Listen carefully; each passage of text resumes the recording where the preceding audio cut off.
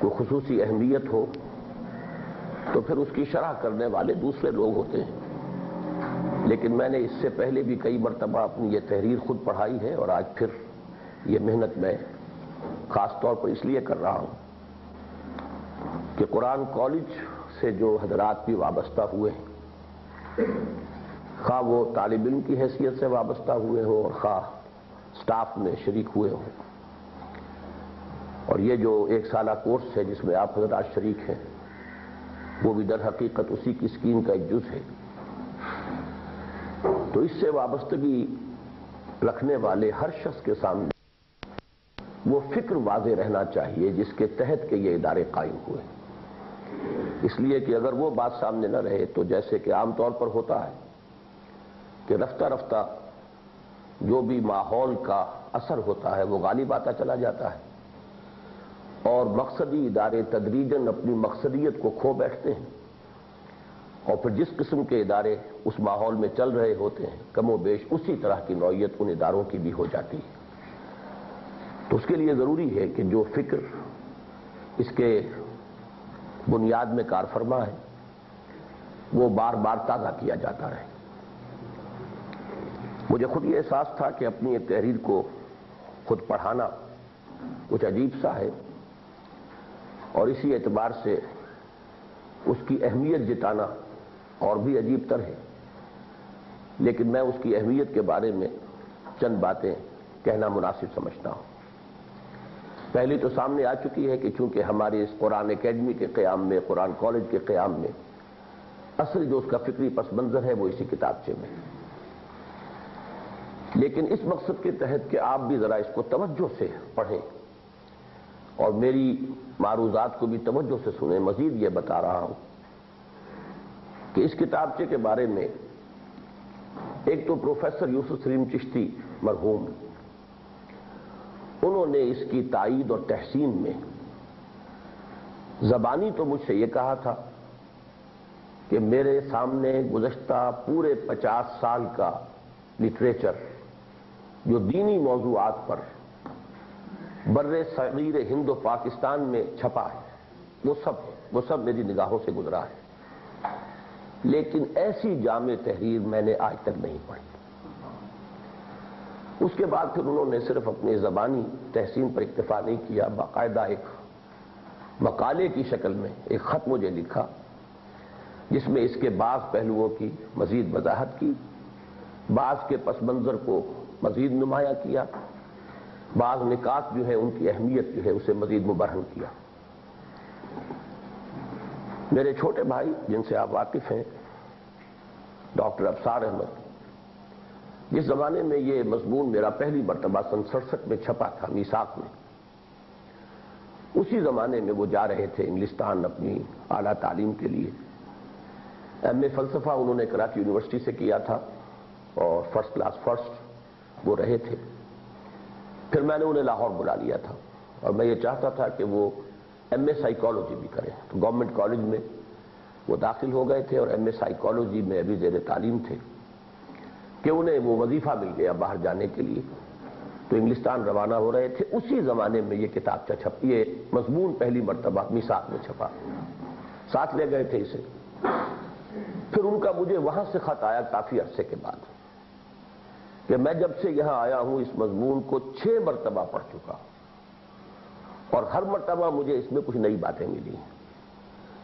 تو میں اللہ تعالیٰ کا شکر ادا کرتا رہا کہ اس مضمون کے نتیجے میں انہیں ایک ایسی فکری استقامت حاصل ہوئی ہے دین پر کہ وہ 6-7 سال باہر رہے ہیں، لیکن الحمدللہ کہ جو بھی دینی پس منظر یہاں ان کا بن چکا تھا، ان کے فکر کا، ان کے عمل کا، وہ نہ صرف یہ کہ برقرار رہا ہے بلکہ یہ کہ اس میں مزید استحکام پیدا ہوا ہے۔ پہلی مرتبہ یہ کتابچہ میں نے چھاپا تھا دارالاشاعت الاسلامیہ، جو میرا ذاتی ادارہ تھا، ابھی انجمن وجود میں نہیں آئی تھی۔ انجمن تو قائم ہوئی ہے 1972 میں، یہ بات میں کر رہا ہوں 1967 کی، 5 سال قبل، جبکہ میں صرف ایک فرد کی حیثیت سے ابھی کام کر رہا تھا۔ سن 65 سے 72 تک 7 برس میں نے صرف ایک فرد کی حیثیت سے لاہور میں کام کیا ہے، نہ کوئی جماعت تھی، نہ تنظیم تھی، نہ ادارہ تھا، نہ انجمن۔ تو اشاعتی ادارہ بھی میرا ذاتی تھا، دارالاشاعت الاسلامیہ. جب انجمن بنی تو اس کو میں نے بند کر دیا، اور پھر اب اشاعت کا کام جو بھی ہے وہ انجمن کے زیر اہتمام ہی ہوتا ہے. تو میں نے اس کتابچے کو بھی پروفیسر یوسف سلیم چشتی صاحب کے اس مقالے نما خط کے ساتھ شائع کیا تھا. اس پر جو تبصرہ کیا تھا وہ شاید آج کہیں آپ کے مطالعے کے دوران بھی آ جائے گا اس کا حوالہ. مولانا عبد الماجد دریابادی جو بہت ہی بر عظیم کے اہم ادیبوں میں سے اور مذہبی، اگر مفکر کا لفظ استعمال نہ کیا جائے تو بہرحال مذہبی میدان میں بھی ان کا ایک تعارف جو ہے ایک علمی شخصیت کے اعتبار سے وہ بہت کافی وسیع حلقے میں تھا. ان کا پرچہ جو ہے صدق اور پھر صدق جدید، یہ تو ہماری یوں سمجھیے کہ تاریخ کا ایک جز ہے. تو انہوں نے بھی ان دونوں کے بارے میں جو رائے ظاہر کی تھی وہ آج آپ کے سامنے آ جائے گی. تو میں نے یہ چند باتیں اپنی طبیعت پر جبر کر کے آپ کو اس لیے بتائی ہیں. اس لیے جبر اس لیے کہہ رہا ہوں کہ یہ ایک طرح سے درمد خود می گویم والی بات ہے کہ میں اپنی تحریر کی گویا کہ خود تعریف کر رہا ہوں. یہ بات پسندیدہ نہیں ہے، لیکن ایک ضرورت کے تحت کہ آپ اس کے پس منظر سے واقف ہوں، اس کی اہمیت بھی کچھ آپ کے سامنے آئے، تاکہ پھر اسی قدر توجہ کے ارتکاز کے ساتھ آپ اس کا مطالعہ کر سکیں. اب تک یہ تقریباً 1 لاکھ کی تعداد میں چھپ چکا ہے. اس کے 8-10 ایڈیشن نکلے ہیں مسلسل، اور ہمارے اس پوری تحریک میں اس کو ایک بڑی اساسی اہمیت حاصل ہے. میرے 2 کتابچے ہیں جو میں سمجھتا ہوں کہ جو بھی کام میں نے کیا ہے اور اللہ کے فضل و کرم سے جو بھی اس میں وسعت پیدا ہوئی ہے، اور اسی کے نتیجے میں انجمن خدام القرآن وجود میں آئی، پھر تنظیم اسلامی قائم ہوئی، تو ان پوری کوششوں کی جڑ بنیاد کی حیثیت 2 کتابچوں کو حاصل ہے. یہ دونوں سن 67-68 کی چیزیں ہیں. سن 67 میں یہ مضمون میں نے لکھا تھا، اور سن 68 میں پہلی مرتبہ جب مجھے دعوت دی گئی ہے مسجد خضرہ سمن آباد میں کہ میں جمعے کے اجتماع سے خطاب کروں، تو پہلے 2 جمعوں میں نے اس موضوع پر تقریر کی تھی جو اب مسلمانوں پر قرآن مجید کے حقوق کے نام سے کتابچے کی شکل میں.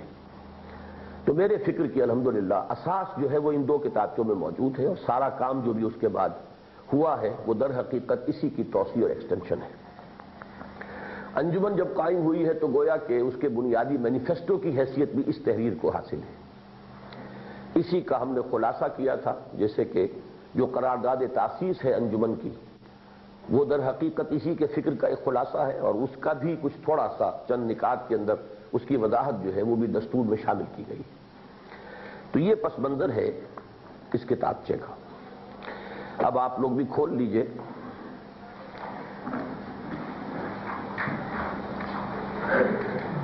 بسم اللہ الرحمن الرحیم. اس کی پہلی بحث ہے فکر مغرب کا ہماگیر استیلا. بعض الفاظ اس میں ثقیل ہیں. استیلا کے معنی ہے تسلط، غلبہ، اور انگریزی میں صحیح ترین ڈومینیشن. ہماگیر آل ایمبریسنگ، یہ ایک آل ایمبریسنگ ڈومینیشن ہے western thought. The all ایمبریسنگ domination of western thought, یہ گویا کہ اس کا انگریزی میں عنوان بنے گا، فکر مغرب کا ہماگیر استیلا. موجودہ دور بجا طور پر مغربی فکر اور فلسفے اور علوم و فنون کی بالادستی کا دور ہے، اور آج پورے کرۂ ارضی پر مغربی افکار و نظریات اور انسان اور کائنات کے بارے میں وہ تصورات پوری طرح چھائے ہوئے ہیں جن کی ابتدا آج سے تقریباً 200 سال قبل یورپ میں ہوئی تھی، اور جو اس کے بعد مسلسل مستحکم ہوتے اور پروان چڑھتے چلے گئے. یہ ایک جملہ ہے، اس کے پہلے ذرا آپ ایک لکھ لیجئے. یہ ایک سینٹنس ہے جو ابھی تک میں نے پڑھا ہے، یا یوں سمجھیے کہ ایک بات ہے کہ جو یہاں مکمل ہو گئی. نمبر 2، آج کی دنیا سیاسی اعتبار سے خواہ کتنے ہی حصوں میں منقسم ہو، تقریباً ایک ہی طرز فکر اور نقطہ نظر پوری دنیا پر حکمران ہے، اور بعض سطحی اور غیر اہم اختلافات سے قطع نظر ایک ہی تہذیب اور ایک ہی تمدن کا سکہ پوری دنیا میں رواں ہے. یہ دوسرا حصہ اس کا مکمل ہوا. نمبر 3 ڈال لیجئے.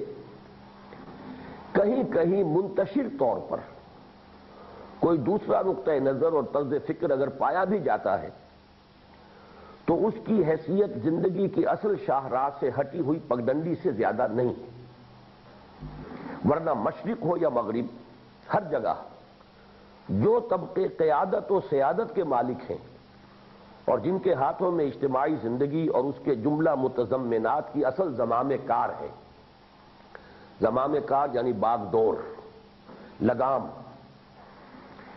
وہ سب کے سب بلا استثناء ایک ہی رنگ میں رگے ہوئے ہیں۔ یہ تیسری بات مکمل ہو گئی۔ اب نمبر 4 لکھ لیجئے۔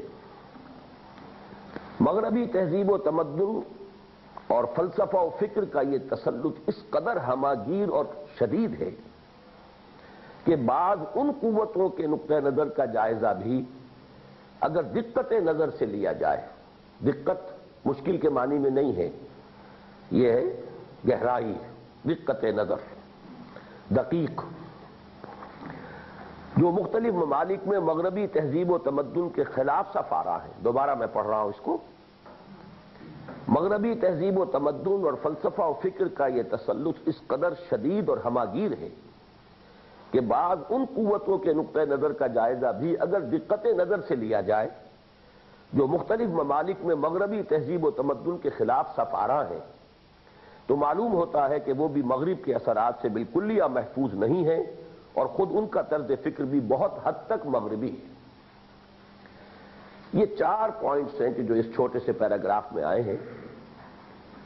یہ ایک آبزرویشن ہے، مشاہدہ ایک شخص کا کہ وہ جب دیکھ رہا اس وقت کے حالات کو کہ دنیا میں تہذیب اور تمدن کے کون کون سے رنگ ہیں، تو اسے یہ محسوس ہو رہا ہے کہ اس وقت ہماری یہ سرزمین، یہ کرۂ ارضی ایک گلوبل سیویلائزیشن، ایک عالمی تہذیب کے نرجے میں ہے۔ پہلے جبکہ فاصلے زیادہ ہوتے تھے، ذرائع رسل و رسائی نہیں تھے، تو دنیا جو ہے وہ بہت سی تہذیبوں کی وہ ایک یوں سمجھیے کہ گہوارہ بنی رہتی تھی۔ چین میں کوئی اور تہذیب ہے، یونان میں کوئی اور تہذیب ہے، تہذیب علیحدہ، تمدن علیحدہ، فکر علیحدہ، سوچ علیحدہ، رہن سہن علیحدہ، وضاقت علیحدہ، لباس علیحدہ، کھانے پینے کے انداز علیحدہ۔ لیکن یہ کہ بہرحال جو بھی ترقی ہوئی ہے دنیا میں سائنس اور ٹیکنالوجی کی، اس کے نتیجے میں دنیا سکڑی اور اب فاصلے جو ہیں تقریباً معدوم ہو چکے ہیں، ان کی کوئی حیثیت نہیں رہی۔ تو اس کا منطقی نتیجہ بھی نکلنا چاہیے تھا کہ پوری دنیا پر ایک ہی تہذیب کا غلبہ ہو جاتا، اور وہ ہوا ہے بالفعل۔ اس نقطے کو اپنے ذہن میں اس سے بھی جوڑ لیجئے کہ اسی سے مربوط ہے یہ حقیقت کہ حضور صلی اللہ علیہ وسلم سے پہلے جتنے رسول بھیجے گئے وہ مخصوص علاقوں یا مخصوص قوموں کی طرف بھیجے گئے۔ کوئی عالمی رسول جس کی بعثت ہوئی ہو پوری نوع انسانی کے لیے حضور سے پہلے مبعوث نہیں ہوئے۔ پہلے اور آخری رسول ہیں محمد صلی اللہ علیہ وسلم، جن کی بعثت پوری نوع انسانی کے لیے۔ اس کا تعلق جو ہے در حقیقت اسی پہلو سے ہے کہ اس سے قبل ممکن بھی نہیں تھا بالفعل۔ اس کے بغیر جب تک کہ یہ ترقی نہ ہوئی ہوتی تو بالفعل بھی یہ ممکن نہیں تھا کہ ایک ہی رسول کی دعوت پوری دنیا تک پہنچ پاتی۔ لہذا جب ٹیکنالوجی اس مرحلے تک پہنچ گئی کہ اب ایک دعوت پوری دنیا میں پھیل سکتی تھی، تب در حقیقت وما ارسلناک الا کافۃ للناس بشیرا ونذیرا، یہ آیت مبارکہ قرآن مجید کی، اس کے ساتھ حضور کی بعثت ہو رہی ہے، اس اعلان کے ساتھ کہ ہم نے نہیں بھیجا ہے آپ کو مگر پوری نوع انسانی کے لیے بشیر اور نذیر بنا کر۔ اور تاریخی طور پر بھی یہ ذہن میں رکھیے کہ جس تیزی کے ساتھ جو فتوحات کا دائرہ بڑھ رہا تھا خلافت راشدہ میں، جس کے بارے میں علامہ اقبال کا وہ شعر 100% صحیح عکاسی کرنے والا ہے کہ تھمتا نہ تھا کسی سے سیل رواں ہمارا۔ اگر کوئی انٹرنل سیبوٹاج نہ ہوا ہوتا جو عبداللہ ابن سبا کے ذہن کے نتیجے میں اور اس کی سازش اس کے نتیجے میں ہوا اور باہمی خوریزی ہوئی، جنگ و جدال مسلمانوں کا آپس میں، الفتنۃ الکبریٰ جس کا آغاز ہوا حضرت عثمان رضی اللہ تعالیٰ عنہ کی شہادت سے، اور پھر اس کے بعد 4.5 برس تک آپس کی خانہ جنگی، جس میں لگ بھگ 1 لاکھ مسلمان ایک دوسرے کی تلواروں اور نیزوں اور تیروں سے شہید ہوئے، ختم ہوئے. اگر یہ نہ ہوا ہوتا تو واقعتاً اسی وقت یہ اسلامی تہذیب جو ہے پورے عالم کے اوپر چھا جاتی. تو اس اعتبار سے اس کا تعلق جوڑ لیجئے کہ وہ تہذیب تو عالمی نہیں بن سکی، وہ پروسیس رک گیا ایک سٹیج پر، اور اس کے بعد سے ہمارا ایک ڈاؤن فال شروع ہوا. رفتہ رفتہ تدریجاً اس تہذیب اور اس تمدن کے خد و خال جو ہے وہ بلکہ دھندلاتے چلے گئے. لیکن ایک تہذیب پھر جو اس کے تقریباً 1000 برس بعد وہ جب پھر یورپ سے ابھری ہے تو یہ تہذیب جو ہے یہ پھر گلوبل بنی ہے. اس واقعے کو ذہن میں رکھیے کہ اس وقت پوری دنیا پر اسی تہذیب کا غلبہ ہے. دوسری بات یہ کہ اس کی مثال میں دیا کرتا ہوں کہ جیسے زمین، اس پر آپ دیکھیں گے نیچے کہیں پانی ہے یعنی سمندر ہے، کہیں میدان ہے، کہیں صحرا ہے، کہیں پہاڑ ہے. لیکن اوپر چلے جائیے تو ایک ہی فضا کا وہ کرۂ فضائی جو ہے وہ اس سب کو انویلپ کیے ہوئے ہے، گویا کہ اپنے اندر گھیراؤ میں لیے ہوئے. اوپر فرق نہیں ہے، سمندر کے اوپر بھی وہی ہوا ہے، ہمالیہ کے اوپر بھی وہی ہوا ہے، میدانوں پر بھی وہی ہوا ہے، اور اگر آپ صحراؤں پر جائیں تو وہاں بھی وہی ہوا ہے. تو معلوم یہ وہ اوپر جو ہے ایک ہے، ہوموجینٹی ہے، نیچے جو ہے کچھ فرق ہے، تفاوت ہے. بعین ہی یہی حال اس وقت دنیا کا ہے. مختلف ممالک میں اگر آپ جا کر آبزرو کریں تو نچلے طبقات میں آپ کو کچھ اور رنگ نظر آ جائیں گے. نچلے طبقات کا نقشہ جو ہے وہ کچھ انڈیجنس انداز کا ہوگا، اپنے اپنے معاشرے، اپنے اپنے ملک کی تہذیب کے اعتبار سے. لیکن ذرا اوپر جائیے، ہائر اسٹریٹا جو ہے سوسائٹی کے، وہ چاہے سول بیوروکریسی ہو، چاہے وہ آرمی بیوروکریسی ہو، چاہے وہ پروفیشنلز ہوں، ڈاکٹرز ہوں، انجینئرز ہوں، ان کو سب کو آپ دیکھیں گے، وہ ہندوستان کا ہندو ہو یا سکھ ہو، یا پاکستان کا مسلمان ہو، یا وہ مصر کا انگریز ہو، یا وہ جاپان کا جاپانی ہو، جہاں چلے جائیں گے ایک ہی تہذیب ہے. ان کے رہن سہن کا انداز ایک ہے، لباس ایک ہے، سوچ کے زاویے ایک ہیں، ویلیوز ایک ہیں، نقطہ نظر ایک ہے، قطعاً کوئی فرق نہیں. تو یہ بالکل جس طرح کے ہوا اوپر جائیں گے تو بالکل ایک ہے، زمین کے اوپر فرق ہے، تفاوت ہے. ایک زمانے میں اگرچہ اس وقت صورتحال قدرے بدلی ہے، لیکن ایک زمانے میں وہ بات جو کہی تھی علامہ اقبال نے کہ جا کے ہوتے ہیں مساجد میں سفارا تو غریب، پردہ رکھتے ہیں اگر کوئی تمہارا تو غریب. اسی طرح مندروں میں جا کر بتوں کو چومنے چاٹنے والے بھی وہاں کے غرباء ہی ہیں. اونچے طبقے کا کوئی آدمی کو مندر میں نہیں جاتا. چرچز میں بھی آپ کو پورے پورے چرچ جو ہے ویران ملیں گے، خاص طور پہ یورپ میں، انگلستان میں کوئی جا کر دیکھتا تک نہیں. اسی لیے عمارتیں بیچ رہے ہیں. بہت سی عمارتیں جو ہیں گرجاؤں کی مسلمانوں نے خرید کے مسجدیں بنا لی. اگرچہ امریکہ میں ذرا سا ایسا محسوس ہوتا ہے کہ چرچ کے ساتھ کچھ وابستگی جو ہے وہاں کے لوگوں کو ہے، لیکن انگلستان اور کانٹیننٹ میں آپ جائیں گے تو وہاں تو معلوم ہوتا ہے کہ دین و مذہب سے سرے سے کوئی سروکار انہیں نہیں رہ گیا. تو یہ بات پھر اچھی طرح سمجھ لیجیے دوسرے جملے میں جو آیا تھا کہ آج کی دنیا سیاسی اعتبار سے خواہ کتنے ہی حصوں میں منقسم ہو، تقریباً ایک ہی طرز فکر اور نقطہ نظر پوری دنیا پر حکمران ہے، اور بعض سطحی اور غیر اہم اختلافات سے قطع نظر ایک ہی تہذیب اور ایک ہی تمدن کا سکہ پوری دنیا میں رواں ہے. میں اپنا ایک تجربہ بھی اس میں آپ کو بیان کروں، کیونکہ بعض واقعات انسانی زندگی میں بہت اہم ہو جاتے ہیں کہ بہت سی حقیقتیں جو ویسے اس کے سامنے ماحول میں موجود ہوتی ہیں لیکن وہ سامنے نہیں آتی ابھر کر، لیکن اچانک کوئی واقعہ جو ہے وہ اس کو نمایاں کر دیتا ہے. میرے ایک MBBS کے کلاس فیلو، یہ کوئی 5-6 سال پرانی بات ہے، انہوں نے شادی نہیں کی تھی. اب بڑھاپے میں آ کے انہیں کہیں خیال آیا شادی کرنے کا، تو انہوں نے مجھ سے خاص طور پہ درخواست کی کہ میری شادی میں ضرور شرکت کرو. میں نے کہا ٹھیک ہے. دیکھیے یہ میں نے بتا دیا کہ میں نکاح میں تو صرف اس میں شریک ہوتا ہوں جو مسجد میں ہوں، ولیمے میں حاضر ہو جاؤں گا. تو میں نے وعدہ کر لیا تھا. میں گیا یہاں گلبرگ کے ایک ہوٹل میں ان کا ولیمہ تھا، عصر کا وقت دیا تھا انہوں نے. میں وہاں گیا. وہاں جو نقشہ میں نے دیکھا، اس لیے کہ میں یہ کہا کرتا ہوں کہ ہم تو اپنی ایک چھوٹی سی دنیا میں رہتے ہیں، ہمیں اس وقت کے ماحول کا علم نہیں ہوتا.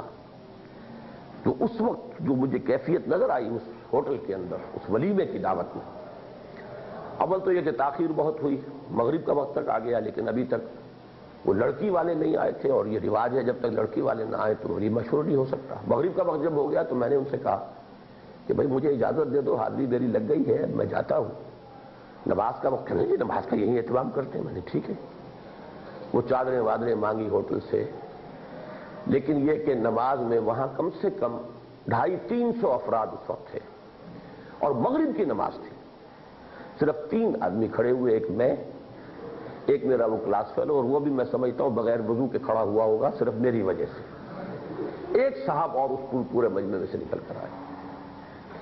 پھر وہاں کا وہ زرق برق لباس، وہاں کے وہ انداز، خواتین کے لباس اور فیشن کا انداز، تو اچانک مجھے یہ خیال آیا کہ ہم اس وقت ہندوستان پاکستان کی سرحد جو ہے یہ واگا بارڈر، اس سے جو 14-15 میل کے فاصلے پر ہے، اور 14-15 میل اگر اور مشرق میں جائیں تو امرتسر ہوگا۔ امرتسر میں بھی کسی ہوٹل میں اس وقت اگر شادی ہو رہی ہو تو اس سین میں اور اس سین میں سرے منہ کوئی فرق نہیں ہو۔ تو میرا خیر اس وقت کا ریئیکشن تو بہت غلط تھا کہ پھر یہ خونی لکیر ہم نے کاہے کے لیے کھینچی، لیکن اس وقت میں اس طرف نہیں جانا چاہتا، وہ تو پھر ایک دوسری بات ہو جائے گی۔ اس وقت میں نے اپنی اس آبزرویشن کو اس لیے بیان کیا ہے کہ وہ جو طبقہ ہے اوپر کا طبقہ، اس کے لیے تو یہ فاصلے اور یہ حدود اور قیود ملکوں کی تقسیمیں بے معنی ہیں۔ اگر کوئی سیاست میں نمایاں ہو جائے تو شاید وہ مذہب کا نام لیتا ہے۔ اندرا گاندھی نے بھی مذہب کا جو ہے وہ پرچار کیا ایک وقت میں آ کے، جب اسے اپنی سیاسی ضرورت محسوس ہوئی، لیکن ورنہ ظاہر بات ہے کہ کوئی بھی لکھا پڑھا جو بھی ہندو ہے وہ اپنے مندر وغیرہ میں نہیں جاتا، اسے کوئی سروکار نہیں ہے، اس لیے کہ در حقیقت تو تہذیب ایک ہی ہے جس کے رنگ میں رنگے ہوئے ہیں، چاہے وہ کہنے کو مسلمان ہو، چاہے وہ کہنے کو ہندو ہو، چاہے وہ بدھ مت کے نام لیوا ہو، کہیں شاید سینسس کے رجسٹروں میں درج ہوگا کہ یہ فلاں مذہب سے اور یہ فلاں مذہب سے، باقی یہ کہ جہاں تک تہذیب اور تمدن کا تعلق ہے کوئی فرق نہیں۔ اس میں جو آخری جملہ میں نے نوٹ کرایا تھا یہ ہے اصل شے جس کے لیے یہ مضمون لکھا جا رہا ہے، کہ خاص طور پر عالم اسلام میں جو تحریکیں اسلام کی بالادستی کے لیے اس وقت چل رہی ہیں، اگر آپ اسی ایکیوٹنس کے ساتھ، ایکویٹی کے ساتھ مشاہدہ کریں خود ان کا، تو معلوم ہوتا ہے کہ یہ جو اس وقت ڈومینیشن ہے western culture, western thought, western values, مغربی اقدار، مغربی تہذیب، مغربی تمدن، اس کی یوں سمجھیے کہ سرایت کر جانے کا معاملہ جو ہے اس درجے گہرا ہے کہ جو لوگ اس مغربی تہذیب کے خلاف لڑ رہے ہیں، جب کلوز کوارٹر سے آبزرو کیا جائے، قریب سے جا کر دیکھا جائے، مجھے وہ شعر یاد آ گیا ہے شورش کاشمیری کا کہ بہت قریب سے دیکھا ہے رہنماؤں کو، بہت قریب سے کچھ راز پائے ہیں میں نے، کہوں تو گردش لیل و نہار رک جائے، وہ راز جن سے کہ کچھ زخم پائے ہیں میں نے۔ تو خیر وہ معاملہ علیحدہ ہے، لیکن یہ کہ کلوزلی آپ آبزرو کریں تو جا کے معلوم ہوگا کہ ان کی ویلیوز بھی وہی ہیں، اور مغربی تہذیب اور مغربی افکار اور مغربی ویلیوز اصل شے تو اقدار ہوتی ہیں آدمی کی۔ آپ کے نزدیک کیا چیز کتنی اہم ہے اور کیا چیز کتنی غیر اہم ہے، سارا آپ کا ایٹیٹیوڈ جو ہے زندگی کے اندر وہ اس پر بیسڈ ہے، کس چیز کو آپ نے کیا اہمیت دی، کسے مقدم کیا کسے مؤخر کیا۔ قدم و اخر جو ہے یہ قرآن مجید میں بار بار آتا ہے، جان لے گا انسان اس دن کہ اس نے کس چیز کو آگے کیا کس کو پیچھے کیا۔ تو ہم ہر لحظہ طے کر رہے ہوتے ہیں کہ کیا چیز مقدم ہے کیا مؤخر ہے، کیا اہم تر ہے کیا کم اہم ہے، کس چیز کو ہم کس کی کاسٹ پر قبول کر لیں گے۔ یہ جہاں تک اس ویلیو سٹرکچر کا تعلق ہے، یہ اقدار حیات جو ہیں ان میں کوئی فرق نہیں ہے۔ معلوم ہوتا ہے کہ یہ نفوذ جو ہے اتنا گہرا ہے اس وقت مغربی تہذیب کا کہ بزوم خیش ایک شخص مغربی تہذیب کے خلاف نعرہ لگا رہا ہے یا مغربی تہذیب کی ڈومینیشن کے خلاف کوئی جد و جہد کر رہا ہے، لیکن خود اس کا، اس کے گھر کا، اس کے ڈرائنگ روم کا، اس کے اوقات کی تقسیم کا، اس نے اپنی صلاحیتوں کو کہاں لگایا ہے، اس میں کیا ڈسٹریبیوشن ہے، کتنا وقت اور کتنا صلاحیت کس کام کے لیے ہے اور کتنا وقت اور کتنی صلاحیت کس کام کے لیے ہے، اگر اس کو آپ انالائز کریں گے، تجزیہ کریں گے تو معلوم ہوگا کہ فرق جو ہے وہ کم و بیش جسے کہا جاتا ہے محاورے میں، کہیں زیادہ کہیں کم، لیکن یہ کہ 19-20 کے فرق کے سوا وہ لوگ بھی اسی نقطۂ نظر کے حامل اور اسی تہذیب و تمدن کے اندر رنگے ہوئے۔ یہ ہے وہ اصل میں چوتھا جملہ، پھر پڑھ لیجئے اس کو۔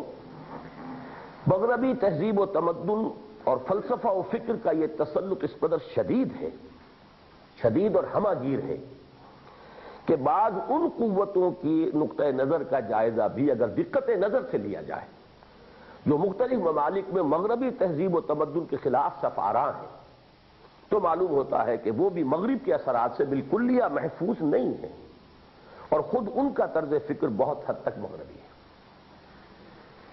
اب ہم چل رہے ہیں دوسری بحث یا دوسرا پیرا،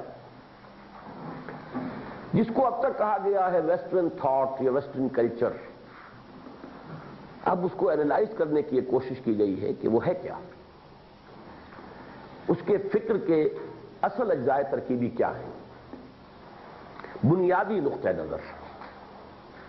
اب اسے چاہے تو پوائنٹ آف ویو کہیں، چاہے اینگل آف ویو، میرے نزدیک میں زاویہ نگاہ جو ہے وہ شاید بہتر لفظ ہوگا اس کے لیے، بنیادی زاویہ نگاہ یا زاویہ نظر۔ تہذیب جدید کی بنیاد میں جو فکر کام کر رہا ہے وہ نہ تو کوئی ایک دن میں پیدا ہو گیا ہے، اور نہ ہی کوئی سادہ اور بسیط شے ہے۔ بسیط مرکب کے مقابلے میں آتا ہے، مرکب وہ شے کمپاؤنڈ، اور یوں سمجھیے کہ جس شے میں کوئی زیادہ اجزاء ترکیبی نہ ہو وہ بسیط ہے، کھلی ہوئی شے، سادہ شے۔ سادہ ہی کے ساتھ یہ لفظ گویا کہ اسی کے مفہوم کو مزید واضح کرنے کے لیے اس کا اضافہ ہے۔ تہذیب جدید کی بنیاد میں جو فکر کام کر رہا ہے وہ نہ تو کوئی ایک دن میں پیدا ہو گیا ہے، اور نہ ہی کوئی سادہ اور بسیط شے ہے، بلکہ ان 150-200 سالوں کے دوران فلسفے کے کتنے ہی مکاتب فکر یورپ میں پیدا ہوئے، اور کتنے ہی زاویہ ہائے نگاہ سے، دیکھیے وہ زاویہ کا لفظ یہاں آ گیا، زاویہ ہائے نگاہ، اینگلز آف ویو سے انسانوں نے انسان اور انسانی زندگی پر غور و فکر کیا۔ لیکن اس پورے ذہنی و فکری سفر کے دوران ایک نقطۂ نظر جو مسلسل پختہ ہوتا چلا گیا، اور جسے بجا طور پر اس پورے فکر کی اساس قرار دیا جا سکتا ہے، وہ یہ ہے کہ اس میں خیالی اور ماورائی، خیالی کا لفظ تو آسان ہے، ماورائی یہ فلسفے کی اصطلاح ہے، physics and meta physics. Meta physics وہ ہے کہ جو عالم محسوسات سے ماورا جو حقائق ہیں ان سے جو بحث کی جاتی ہے۔ مابعد الطبعیات ایک طبعیات ہے، یعنی وہ علوم کہ جو اس کائنات کے اس حصے سے بحث کرتے ہیں جو ہمارے جو سینس آرگنز ہیں ان کی گرفت میں آ جاتا ہے، دیکھا جا سکے، سنا جا سکے، چکھا جا سکے، چھوا جا سکے۔ اب اس دیکھنے کے اندر ظاہر بات ہے کہ ہماری دیکھنے کی فیکلٹی میں مائکروسکوپ، ٹیلیسکوپ سے اضافہ ہو گیا، لیکن اصل میں وہ اسی کی ایکسٹینشن ہے۔ یہی ہماری قوت بصر جو ہے یہ اسی کی مزید توسیع ہے جو مائکروسکوپ اور ٹیلیسکوپ کے ذریعے سے ہو گئی۔ اسی طرح سننے کے لیے اب ہمارے پاس بہت سے ذرائع ہیں، لیکن بیسیکلی مجھے جو علم حاصل ہو رہا ہے وہ جو ان حواس کے ذریعے سے ہے، تو وہ در حقیقت دائرہ ہے فزکس کا یا طبعیات کا۔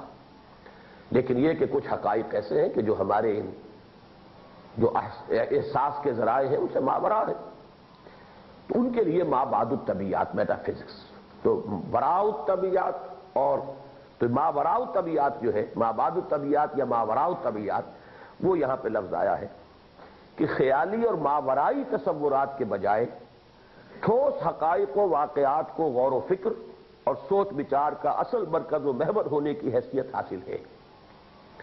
اب یہاں میں نے 3 جوڑے بنائے ہیں، خدا کے بجائے کائنات، روح کے بجائے مادہ، اور موت کے بعد کسی زندگی کے تصور کے بجائے حیات دنیاوی کو اصل موضوع بحث قرار دیا گیا ہے۔ خالص علمی سطح پر تو اگرچہ یہ کہا گیا کہ ہم خدا، روح اور حیات بعد الممات کا نہ اقرار کرتے ہیں نہ انکار، لیکن اس عدم اقرار و انکار کا نتیجہ بہرحال یہ نکلا کہ یہ تصورات رفتہ رفتہ بالکل خارج از بحث ہوتے چلے گئے، اور انسان کے سارے غور و فکر اور تحقیق و تجسس کا مرکز و محور کائنات، مادہ اور حیات دنیا بھی بن کر رہ گئی۔ اس کو بھی اب ذرا اینالائز کریں گے اس عبارت کو۔ پہلی بات تو بہت سادہ ہے، اس میں میں تھوڑی سی شہادت بھی آپ کو چشتی صاحب کے حوالے سے پیش کر دوں گا، اس کی گواہی۔ وہ یہ ہے کہ ہم یہ نہیں کہہ سکتے کہ ویسٹرن فلسفی بس کوئی ایک شے ہے۔ بے شمار مکاتب فکر پیدا ہوئے، ان کے بہت سے نام ابھی آپ کے سامنے آ جائیں گے، لیکن اصل میں ان تمام کے اندر سوائے ایک کے، ایک مکتبہ فکر جو ہے فلسفے کا، وہ اس سے مستثنی ہوگا، وہ میں بعد میں عرض کروں گا۔ باقی سب کے سب جو ہیں ان میں ایک چیز کامن فیکٹر کی حیثیت سے، ایک مشترک عامل کی حیثیت سے موجود ہے، تو گویا کہ وہ اس کا خلاصہ ہے، وہ اس کا حاصل ہے۔ چاہے کوئی شخص کہتا ہو میں لاجیکل پازیٹیوسٹ ہوں، کوئی کہے کہ میں امپیریسسٹ ہوں، کوئی اپنے لیے اور لفظ استعمال کرے، لیکن یہ صرف ایک تعبیر کے فرق ہیں، حقیقت میں نقطہ نگاہ کے اعتبار سے میں کوئی فرق نہیں۔ اور اس کو اینالائز میں نے کیا ہے کہ اس میں توجہ کا ارتکاز جو ہے ان ٹھوس مادی چیزوں کی طرف ہے جو ہمارے حواس کی گرفت میں آ سکتے ہو۔ ماورائی تصورات، ان کو اس میں خارج از بحث کر دیا گیا۔ اگرچہ پیور سائنٹیفک ایٹیچیوڈ تو یہ ہے کہ ہم انکار بھی نہیں کرتے خدا ہے یا نہیں ہے۔ خالص سائنسی بات تو یہ ہوگی کہ ہم نہ تو کہہ سکتے ہیں کہ خدا ہے، نہ یہ کہہ سکتے ہیں کہ نہیں ہے۔ ہم تو اس لیے کہ ہمارے دائرے سے باہر ہے یہ بات۔ جیسے آپ کو معلوم ہے کہ کورٹ میں یہ بات پیش کی جاتی ہے کہ صاحب یہ جو مقدمہ ہے فلاں قانون یا کانسٹیٹیوشن کی فلاں دفعہ کے روح سے آپ اس کے سننے کے مجاز ہی نہیں، یہ آپ کی جیورسڈکشن میں آتا ہی نہیں۔ تو یہ چیزیں ان کی جیورسڈکشن سے باہر ہیں۔ کوئی روح کی کوئی حقیقت ہے نہیں ہے، بھائی ہوگی، ہم نہ اقرار کرتے ہیں نہ انکار کرتے ہیں، لیکن روح ہمارے کہیں تجربے میں آئی نہیں، ناپ میں، تول میں، میئرمنٹ میں، آبزرویشن میں کہیں آئی نہیں، اس لیے ہم اسے قبول نہیں کر سکتے۔ اسی طرح مرنے کے بعد کوئی زندگی ہے یا نہیں ہے، ہوگی، کیا پتا، لیکن یہ کہ بہرحال کسی نے آ کر موت کے بعد ہمیں کچھ بتایا نہیں، اور ہمارے پاس کوئی ذریعہ نہیں ہے کہ ہم پروب کر سکیں بیانڈ ڈیتھ، موت کے اس دروازے کے پار کیا ہے، کچھ پتا نہیں، لہذا ہے یا نہیں ہے ہم نہیں جانتے، ہم اس سے بحث نہیں۔ البتہ یہ حیات تو ہے نا، یہ زندگی تو ہے۔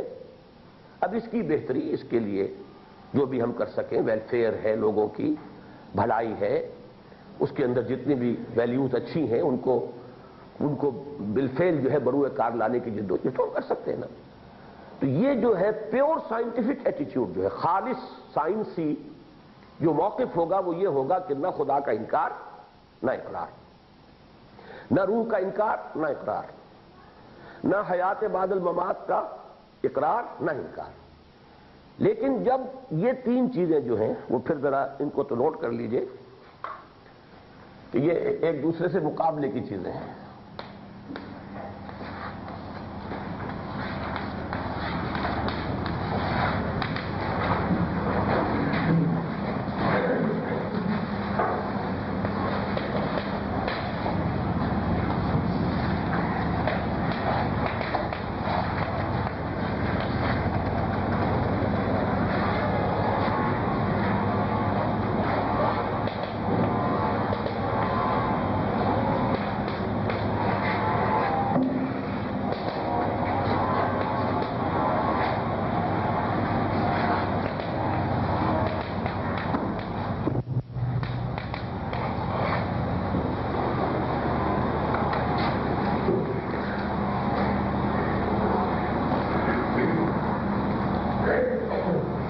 تو توجہ کا ارتکاز جو ہے وہ اب اس پر ہے۔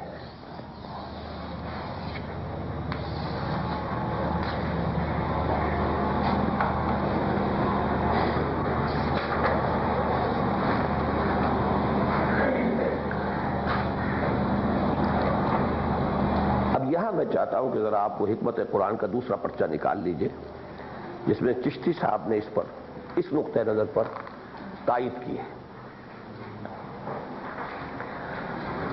صفحہ 26 ہے، نہیں دوسرا، جی میں تیزی سے وہ پڑھ رہا ہوں، نکال لیا سب حضرات نے؟ یہ ان کا خط تھا چونکہ برادرم عزیزم السلام علیکم ورحمۃ اللہ وبرکاتہ. میثاق جون سن 67 میں جو خیالات آپ نے تحت تذکرہ اور تبصرہ سپرد قلم کیے ہیں ان کو پڑھ کر خوشی بھی ہوئی اور آپ کے لیے تہہ دل سے دعا بھی نکلی. آپ نے عصر حاضر پر جو تبصرہ کیا ہے وہ صحیح ہے. اہل مغرب کا ملحدانہ زاویہ نگاہ، اس زاویہ نگاہ کا اہل مشرق کے ذہنوں پر تسلط، اس کے مضر نتائج، اس ناگوار صورتحال سے رہائی کی تجویز اور اصلاح حال کی راہ، ان مباحث کو جو کچھ آپ نے لکھا ہے وہ بلا شبہ آپ کی اصابت فکر و رائے، معاملہ فہمی، جرف نگاہی اور حقائق رسی کا واضح ثبوت ہے. میں آپ کو صدق دل سے مبارکباد دیتا ہوں کہ اللہ تعالیٰ نے آپ کو جوانی میں بوڑھوں کی سی سمجھ عطا فرمائی. اس کا مطلب یہ ہے کہ اللہ نے مسلمانوں کی دینی اصلاح کی کسی خدمت کے لیے آپ کو منتخب کر لیا ہے، اور میں دعا کرتا ہوں کہ اللہ آپ کو خدمت دین کی بیش از بیش توفیق بھی عطا فرمائے. میں نے بھی نصف صدی تک، چشتی صاحب سے جو لوگ واقف نہیں ہیں میں چند باتیں عرض کر دوں. انہوں نے ساری عمر شادی نہیں کی. ان کا موضوع رہا ہے فلسفہ، تاریخ اور تقابلی مطالعہ مذاہب کا. ہندو مذہب اور فلسفے پر وہ ایک بہت بڑی اتھارٹی تھے. سن 24 میں وہ آئے ہیں بریلی سے لاہور. علامہ اقبال کے بڑے قریبی مصاحبین میں وہ رہے 14 برس تک، اور اس عرصے میں یہاں پر ہندوؤں سے بھی باقاعدہ انہوں نے سنسکرت پڑھی ہے، باقاعدہ وید پڑھے ہیں. یہ نہیں ہے کہ سنی سنائی ریفرنس بکس کے حوالے سے باتیں کی ہوں. وہ یہاں ہندوؤں کے بڑے بڑے جلسوں میں انہیں بلایا جاتا تھا اور وہاں وہ تقاریر کرتے تھے. اسی طریقے سے ویسٹرن فلسفی پر ان کی نگاہ بڑی گہری ہے، وہ تو ابھی آپ کے سامنے آ جائے گا. تو ساری عمر پڑھنے کا کام ہی انہوں نے کیا ہے. لکھا جو کچھ ہے وہ چھپ نہیں سکا، اکثر و بیشتر ضائع ہو گیا. اس وقت انہیں دنیا اگر جانتی ہے تو صرف علامہ اقبال کے کلام کے شارح کی حیثیت سے جانتی ہے.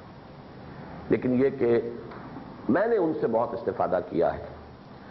سن 66 میں جب میں نے اپنی کتاب شائع کی تھی جماعت اسلامی سے، جو میرا اختلافی بیان تھا سن 57 کا لکھا ہوا، 56 کا لکھا ہوا، تو اس کو پڑھ کر وہ میرے پاس آئے تھے. اور اس کے بعد سے پھر میری ان کے ساتھ دوستی تو نہیں کہنا چاہیے، وہ تو میرے والد صاحب کی عمر کے تھے، لیکن یہ کہ مجھے بہت ہی ان کی ہم نشینی سے فائدہ حاصل ہوا. میرے مطلب میں آ جایا کرتے تھے، شام کو بیٹھے رہتے تھے، گفتگو ہوتی رہتی تھی. تو یہ لکھ رہے ہیں کہ میں نے بھی نصف صدی تک از 1917 تا ایندم، 67 میں چونکہ لکھا گیا تو 50 برس ہو گئے، انہی 2-3 مسائل پر غور کیا ہے، یعنی مغرب میں الحاد اور مادیت کے فروغ کے اسباب، ان مغربی افکار کا اقوام مشرق کے ذہنوں پر تسلط اور اس تسلط سے رہائی کی صورت. مجھے آپ کا مضمون پڑھ کر جو غیر معمولی مسرت حاصل ہوئی ہے اس کی خاص وجہ یہ ہے کہ میرے نتائج افکار اور آپ کے نتائج افکار میں حیرت انگیز مطابقت پائی جاتی ہے. میری رائے میں آپ کی خدمت میں ہدیہ تحسین پیش کرنے کی بہترین صورت یہ ہے کہ میں آپ کے بعض دعاوی کو مبرہن اور مدلل کر دوں، بعض حقائق کی وضاحت کر دوں، بعض صداقتوں کو مؤکد کر دوں اور بعض تجاویز کو مشید کر دوں. اب یہ مشید، یہ جو ہے جس کو خوب اچھی طریقے سے پختہ کر دیا گیا ہو، عبارت کو گٹھی ہوئی مضبوط عبارت، قصر مشید غالباً قرآن مجید میں آیا ہے یہ لفظ. آپ نے لکھا ہے کہ موجودہ دور بجائے طور پر مغربی فکر اور فلسفے اور علوم و فنون کی بالادستی کا دور ہے. آج پورے کرۂ ارضی پر مغربی افکار و نظریات اور انسان و کائنات کے بارے میں وہ تصور پوری طرح چھائے ہوئے ہیں جن کی ابتدا آج سے 200 سال قبل یورپ میں ہوئی تھی. نیز یہ کہ مغربی تہذیب و تمدن اور فکر کا اور فلسفہ و فکر کا یہ تسلط بہت شدید اور ہماگیر ہے. آپ کا یہ تبصرہ بالکل صحیح ہے. چنانچہ میرے اور علامہ اقبال دونوں کے معنوی مرشد لسان العصر اکبر الہ آبادی نے آج سے 50 سال پہلے انہی حقائق کو اپنے مخصوص ظریفانہ انداز میں یوں بیان کیا تھا کہ مرزا غریب چپ ہیں، ان کی کتاب ردی، بدھو اکڑ رہے ہیں، صاحب نے یہ کہا ہے. صاحب سے سنی ہوئی بات جو ہے وہ بدھو کے بھی زبان سے نکلتی ہے تو بڑے اعتماد کے ساتھ نکلتی ہے، اور مرزا سے مراد ہے پرانے صاحب علم اور صاحب فہم. وہ چپ ہے، ان کی کتاب تو اب ردی کے بھاؤ بک رہی ہے، اس لیے کہ اس کی اب کوئی حیثیت نہیں رہی، مارکیٹ میں اس کی مانگ نہیں رہی. ویسے یہ کہ یہاں اگر وہ ان کا وہ شعر کوٹ کرتے تو شاید زیادہ بہتر ہوتا کہ غزالی اور رومی کی بھلا کون سنے گا. محفل میں چھڑا نغمہ اسپینسر و مل ہے. اب تو جان سٹورٹ مل اور اسپینسر، ہربرٹ اسپینسر، اب ان کے نام لیوا ہیں. اب غزالی کو کون پوچھے گا اور رومی کی، اب یہ کون بات سنے گا. دوسرا شعر یہ کہ چیز وہ ہے بنے جو یورپ میں، بات وہ ہے جو پانیر میں چھپے. جو چیز یورپ سے درآمد ہوتی تھی معلوم ہوتا تھا کہ وہی اعلیٰ ترین شے ہے. ہماری دیسی شے جو ہے اس کے مقابلے میں کہاں آ سکتی ہے. اور ہمارے اردو اخبارات میں جو چھپتی ہیں باتیں وہ قابل اعتماد نہیں. پانیر یہ چونکہ الہ آباد سے انگریزی کا ایک اخبار نکلا کرتا تھا، اس کی طرف اشارہ انگریزی اخبار.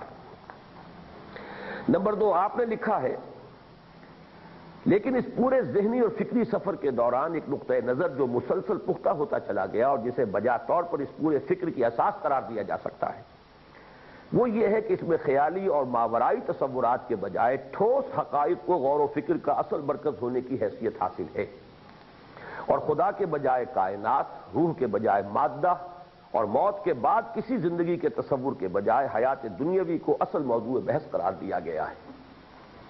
یہ جو کچھ آپ نے لکھا ہے حرف بحرف صحیح ہے. آج مغرب شدید نوعیت کے الحاد اور انکار خدا کی لعنت میں گرفتار ہے. چنانچہ آج مغرب میں منطقی ایجابیت، لاجیکل پازیٹیوزم کا فلسفہ سب سے زیادہ مقبول ہے. برٹرینڈ رسل اس کے سب سے بڑے شارح تھے، جو اس دور کے عظیم ترین فلاسفہ میں جن کا شمار ہوا ہے. سائنسدانوں میں آئنسٹائن، فلسفیوں میں برٹرینڈ رسل. یہ مغرب کی دو عظیم ترین شخصیات تھیں اس دور میں کہ جنہوں نے سب سے زیادہ اثر ڈالا ہے جدید فکر پر، جدید تہذیب پر. لاجیکل پازیٹیوزم کا فلسفہ سب سے زیادہ مقبول ہے، اور اس کے علاوہ جو مدارس فکر مقبول ہیں وہ بھی سب کے سب انکار خدا اور روح و آخرت پر مبنی ہے اور خالص مادیت کے حامی اور مبلغ ہیں. اب دیکھیے یہ ہے ان کے مطالعے کی وسعت جس کی کہ انہوں نے مثالیں دی ہیں. دی فلاسفی آف ایز اف، جس کا سب سے پرجوش حامی اور وکیل وہنگر ہے. فینومینلزم، جس کا حامی ہسرل ہے. ڈائلیکٹیکل میٹیریلزم، جس کا سب سے پرجوش حامی اور وکیل مارکس ہے. نیچرلزم، جس کا حامی سنتایانا ہے. ایگنوسٹسزم اینڈ اسکیپٹسزم، یہ ہے وہ جے ایس مل، جان سٹورٹ مل. محفل میں چھڑا نغمہ اسپینسر و مل ہے. ایگنوسٹسزم اینڈ اسکیپٹسزم اس کا فلسفہ ہے. Emergent evolution, Lloyd Morgan. Atheism, Morris Cohen. Humanism, Schiller. Realism, Moore. Pragmatism, Dewey. Logical empiricism, Carnap. Existentialism, Jean Paul Sartre. Freudism, Freud. Behaviourism, Adler. Communism, Lenin. Socialism, Laski. Logical atomism, Russell. Physical realism, Sellars. اب یہ کتنے ہو گئے، اس پر add کر لیجئے logical positivism. ان تمام مدارس فکر میں قدر مشترک یہ ہے کہ جو شے حواس خمسہ سے محسوس نہ ہو اس کے وجود پر یقین کرنا سراسر حماقت ہے. چونکہ خدا، روح اور حیات بعد الموت تینوں غیر محسوس ہیں، اس لیے ان کی ہستی پر یقین خلاف عقل ہے. بلکہ یہ تینوں الفاظ مہمل ہیں کیونکہ ان کے مصادیق مصداق کی جمع ہے. ان کے مصادیق خارج میں کہیں موجود نہیں. یورپ میں لامذہبیت اور انکار خدا کے اسباب کے داستان بہت طویل ہے. جن حضرات کو اس موضوع سے دلچسپی ہو انہیں حسب ذیل کتابوں کا مطالعہ کرنا چاہیے. یہ انہوں نے فہرست کتابوں کی دی ہے. البتہ اس میں اگرچہ وقت تو زیادہ صرف ہو رہا ہے، لیکن یہاں میں سمجھتا ہوں کہ تھوڑی سی وضاحت میں کر دوں. میں نے اپنے گزشتہ جمعے کے خطبے میں اس پر تفصیل سے گفتگو کی ہے. ایسا ہوا کیوں؟ کیا حادثہ پیش آیا؟ در حقیقت یہ حادثہ ایک رد عمل ہے اس غیر معقول، غیر منطقی اور استبدادی مذہب کا جو کرسچینٹی کے نام سے دنیا میں چلا، لیکن حقیقت میں پالزم تھا، کرسچینٹی نہیں. اور پھر اس نے پاپائیت کی شکل اختیار کر لی. اس کا یہ رد عمل ہے. میں تفصیل سے پچھلے جمعے میں بیان کر چکا ہوں کہ حضرت مسیح علیہ السلام کا دین تو وہی تھا کہ جو تمام انبیاء کا دین ہے. دین میں تو کوئی فرق ہے ہی نہیں. شریعتوں میں کچھ فرق و تفاوت ہوتا رہا ہے، تفصیلی احکام میں. دین ایک ہے. آدم سے محمد تک صلی اللہ علیہ وسلم وعلیہ الصلاۃ والسلام، دین میں کوئی فرق نہیں، دین ایک ہی ہے۔ حضرت مسیح کا دین بھی وہی تھا، وہی تعلیمات دے کر گئے۔ شریعت انجیل میں تھی نہیں، اس لیے کہ شریعت ابھی حضرت موسیٰ علیہ السلام والی شریعت ہی ابھی چل رہی تھی۔ چنانچہ اس وقت بھی gospel of the Lord according to Saint Matthew, متی کی انجیل میں جو بہت ہی اہم واعظ ہے، تاریخ میں سمجھتا ہوں کہ دنیا کے پوری مواعظ کی تاریخ میں اس سے اونچا واعظ نہیں ممکن، میرا اپنا اندازہ یہ ہے۔ سرمن آف دی ماؤنٹ، پہاڑی کا واعظ، اس میں یہ الفاظ موجود ہیں، don't think I have come to destroy law, میں شریعت کو ختم کرنے نہیں آیا ہوں۔ لیکن اب آئرنی آف فیٹ کہیں، یہ دنیا کے اندر ہوتا رہا ہے۔ عجیب بات ہے کہ وہ انجیل پڑھی جا رہی ہے، آج بھی گاسپل ہے، لیکن پال نے شریعت کو ساقط کیا، توحید کو تثلیث سے بدلا، انکارنیشن کا عقیدہ، پھر یہ کہ کفارے کا عقیدہ۔ مسیح تو اپنے تمام ماننے والوں کے تمام گناہوں کا کفارہ بن کر صلیب پر چڑھ چکا، لہذا اب کسی عمل کی ضرورت نہیں۔ نتیجہ یہ نکلا، میں نے جمعے میں تفصیل سے بیان کیا کہ مذہب کا تعلق عقل سے بھی منقطع اور عمل سے بھی منقطع۔ تو مذہب کیا رہ گیا؟ ایک ڈوگما رہ گیا، تو صرف ایک عقیدہ ہے۔ عقل سے اس لیے منقطع کہ تثلیث کے لیے کوئی عقلی بنیاد نہیں فراہم کی جا سکتی۔ تین میں ایک، ایک میں تین، ایک گورکھ دھندا ہے جس کے لیے کوئی عقل میں تو کوئی گنجائش ہی نہیں، لہذا انہوں نے کہا کہ مذہب کا کوئی تعلق عقل سے نہیں، بات ختم ہو گئی، عقل سے اس کا تعلق کاٹ دیا۔ شریعت ختم ہوئی، عمل سے بھی تعلق ختم ہو گیا۔ لے دے کر ایک مورل تعلیم ہے، اخلاقی تعلیم، وہ دنیا کے تمام مذاہب کا مشترک ایک معاملہ ہے، اس کا کوئی خاص کسی مذہب کے ساتھ کوئی تعلق نہیں۔ سچ بولو، جھوٹ نہ بولو، کم نہ تولو، یہ تو سب کی، یہ تو نوع انسانی کی ایک مشترک متاع ہے۔ اب نتیجہ کیا نکلا کہ جب شریعت ساقط ہو گئی تو ایک خلا پیدا ہوا، اس خلا کو پر کیا پوپ نے کہ اب اسے اختیار ہے، جس چیز کو چاہے جائز قرار دے دے، جس چیز کو چاہے ناجائز قرار دے دے، جس چیز کو چاہے لازم کر دے، جس چیز کو چاہے ممنوع کر دے۔ یہ جو اختیار آ گیا حلت و حرمت کا پوپ کے ہاتھ میں، اس سے یہ ایک مذہب وجود میں آیا جس نے شدید استبدادی شکل اختیار کی ہے۔ اور استبداد کا تو رد عمل پھر ہوتا، رد عمل جب ہوا تو جب لوگ اس استبداد کے شکنجے سے آزاد ہوئے، انہوں نے مذہب کو اٹھا کے پھینک دیا، پورے کے پورے مذہب کو۔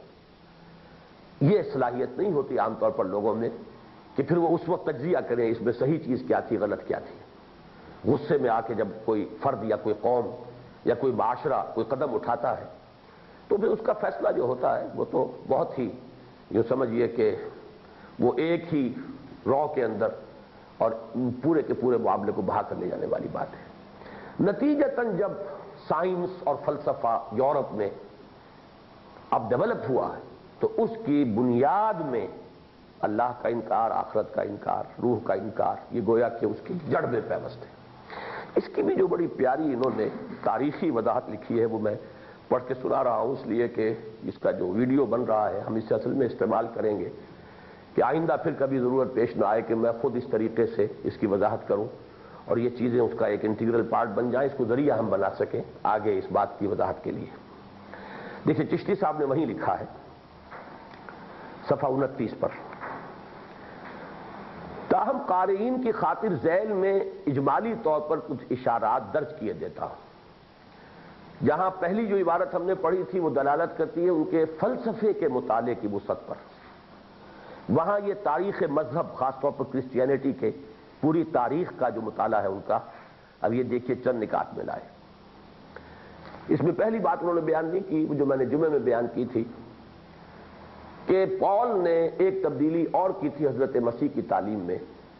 حضرت مسیح تو یہ فرما کر گئے تھے کہ میں صرف بنی اسرائیل کے لیے رسول بن کر آیا ہوں، اور اپنے شاگردوں کو انہوں نے ہدایت دی تھی، یہ بھی انجیل میں موجود ہے کہ تمہیں تبلیغ کسی غیر اسرائیلی کو نہیں کرنی، میں تو اسرائیل کے گھرانے کی کھوئی ہوئی بھیڑوں کی تلاش میں آیا ہوں۔ یہ تو الفاظ آج بھی ہیں، بڑے پیارے الفاظ ہیں، بڑے خوبصورت الفاظ ہیں، لیکن اس نے پال نے یہ تبلیغ کا دائرہ مسیحیت کا جو ہے بقول یعنی یہ عام طور پر مسیحیت جسے کہا جاتا ہے جو حقیقت میں پالزم ہے، اس دور میں اس حقیقت کو دی 100 کے مصنف ڈاکٹر مائیکل ہارٹ نے خوب واضح طور پر تسلیم کیا ہے کہ اصل تعلیمات مسیح کی وہ نہیں تھی جو آج مسیحیت کے نام سے، مسیحیت کے عنوان سے پیش کی جا رہی تھی۔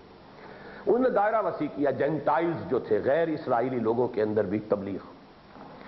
تو ابتدا میں تو رومی شہنشاہیت کا دور تھا وہ، اور وہ تھے بت پرست، شدید قسم کے بت پرست۔ انہوں نے بہت مظالم کیے ہیں حضرت مسیح علیہ السلام پر جو ایمان لائے، اور بہت عرصے تک جہاں پول کے ماننے والے چلتے رہے وہاں حضرت مسیح کی صحیح تعلیمات کے پیروکار بھی باقی رہے۔ ہوتے ہوتے وہ صحیح تعلیمات والے جو ہے وہ ختم ہوتے چلے گئے، اور پھر عیسائیت صرف پولزم کا نام بن کر رہ گئی۔ تو تقریباً 300 برس تو اس حال میں گزرے ہیں کہ شدید ترین پرسیکیوشن کا سامنا رہا ہے، لیکن یہ کہ تبلیغ کرتے رہے، یہاں تک کہ 300 عیسوی میں قیصر روم کانسٹنٹائن قسطنطین، اس نے اس کنفلکٹ کو ختم کرنے کے لیے خود عیسائیت اختیار کر لی۔ یہ ٹوٹل کنورشن ہوئی ہے رومن امپائر کی ٹورڈز کرسچینٹی اور پولزم، ٹو بی مور ایکزیکٹ۔ اس کے بعد بھی 200 برس تک بڑی ایک کشمکش چلتی رہی، اور ایک طرف چونکہ یونان وہ تو فکر کا، فلسفے کا، سائنس کا گہوارہ تھا، اب وہ باتیں کرتے تھے عقلی، وہ عقلی باتیں اعتراض بنتی تھی عیسائیت پر۔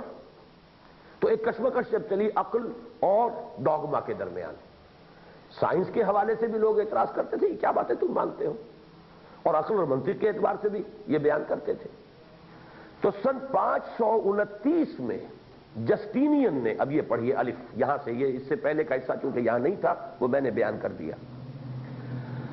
جب جسٹینین قیصر روم نے یہ دیکھا کہ حکمائے یونان نصرانیت کے خلاف عقل عقائد پر فلسفیانہ اعتراضات کرتے رہتے ہیں، تو اس نے تنگ آ کر 529 میں اپنے قلم رو میں فلسفہ اور حکمت کی تعلیم کو ممنوع قرار دے دیا، اور تمام فلاسفہ اور حکماء کو جلا وطن کر دیا۔ اغیار کی طرف سے مطمئن ہو جانے کے بعد نصرانیوں کی زبان بندی اور ذہنی غلامی کے لیے کلیسائے روم کے اساقف اعظم یعنی پوپس نے یہ قانون نافذ کیا کہ جو عیسائی کسی مذہبی عقیدے یا کسی کلیسائی فرمان پر اعتراض کرے گا اسے کلیسا سے بھی خارج کر دیا جائے گا اور ملعون قرار دے دیا جائے گا، یعنی جیتے جی اچھوت اور بعد وفات اس کا لاشا بے گور و کفن۔ یہ استبداد ہے جو عقل اور سائنس اور فلسفے اور فکر کے خلاف وہاں شروع ہوا۔ اس لیے کہ ڈیفینڈ کرنا ہے ایک ایسے عقیدے کو، ایسے ڈوگما کو کہ جو معقول نہیں ہے، ریشنلزم کی جو بھی کرٹیسزم ہے وہ اس کو برداشت نہیں کر سکتا۔ اجانب اور اقارب دونوں کی طرف سے، یعنی اجنبیوں کو تو جسٹینین نے یہ کہہ کر کہ تمام یونان کے فلسفی اور یہ جو حکمت ہے اس کا پڑھنا پڑھانا ممنوع، اور یہ سب جلا وطن ہو جائیں، میری مملکت سے باہر نکل جائیں۔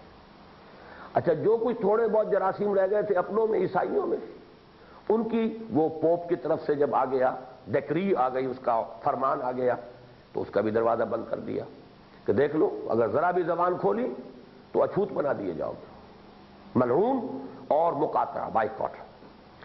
اجانب اور اقارب یہ دونوں اس لیے کہا انہوں نے، دونوں کی طرف سے بے فکر ہو جانے کے بعد کلیسائے روم نے خلاف عقل عقائد، اس میں جو نوٹ ہے ان کا، مثلاً یہ خلاف عقائد، عقل عقائد کیا ہے، ڈوگماز۔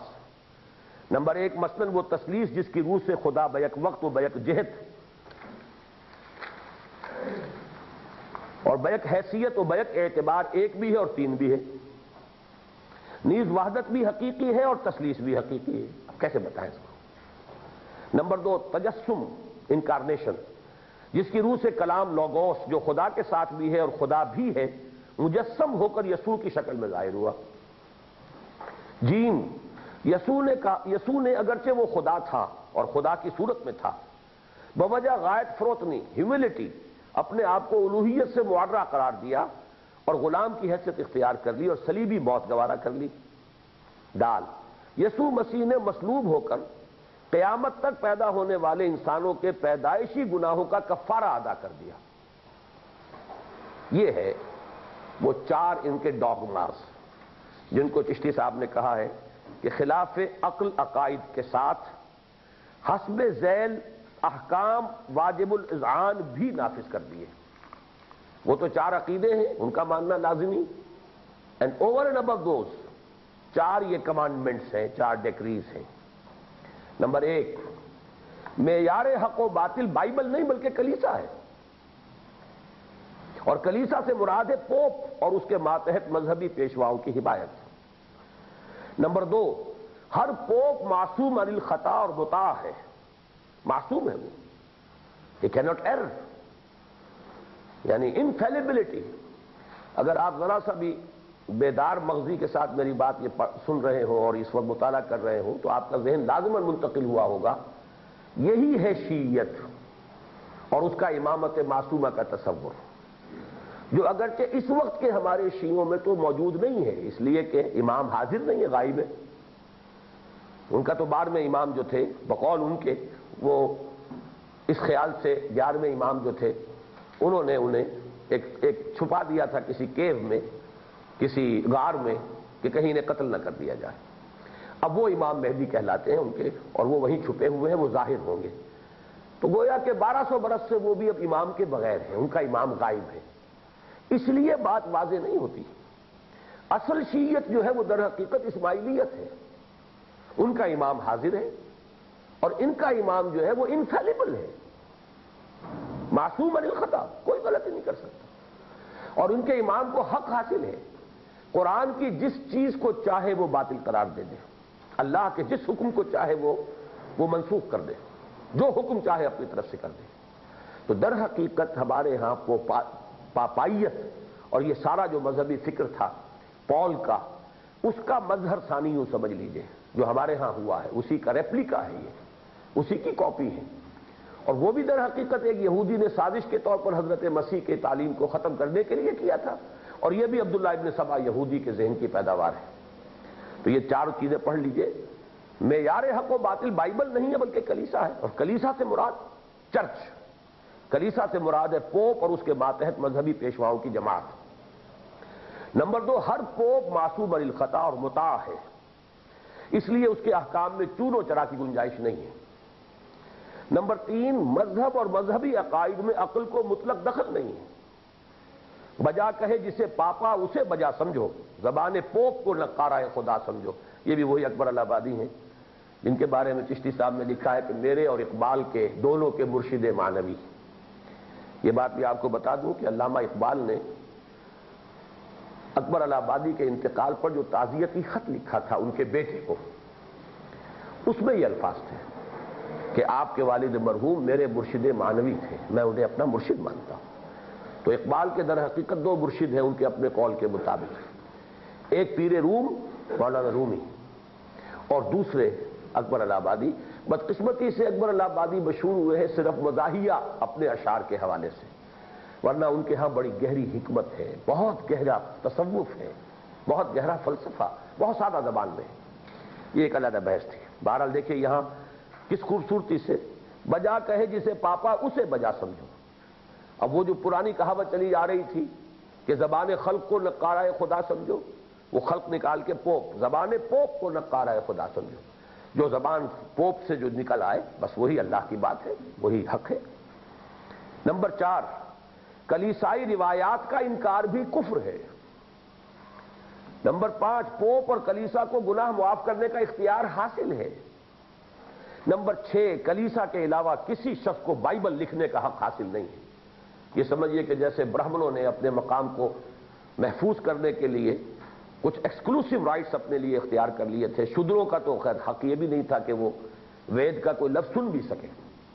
اگر کوئی شودر جو ہے اس کے کان میں کہیں سے گزرتے ہوئے کوئی وید کا کوئی لفظ بھی پڑ گیا تو اس کے کان میں سیسا پلا کر ڈال دیا جائے گا اور اس کی سماعت ہمیشہ کے لیے ختم کر دی جائے گی۔ تو اس قسم کے جو ہیں انہوں نے ایک بدترین قسم کی جسے تھیوکریسی کہا جاتا ہے وہ وجود میں آئی۔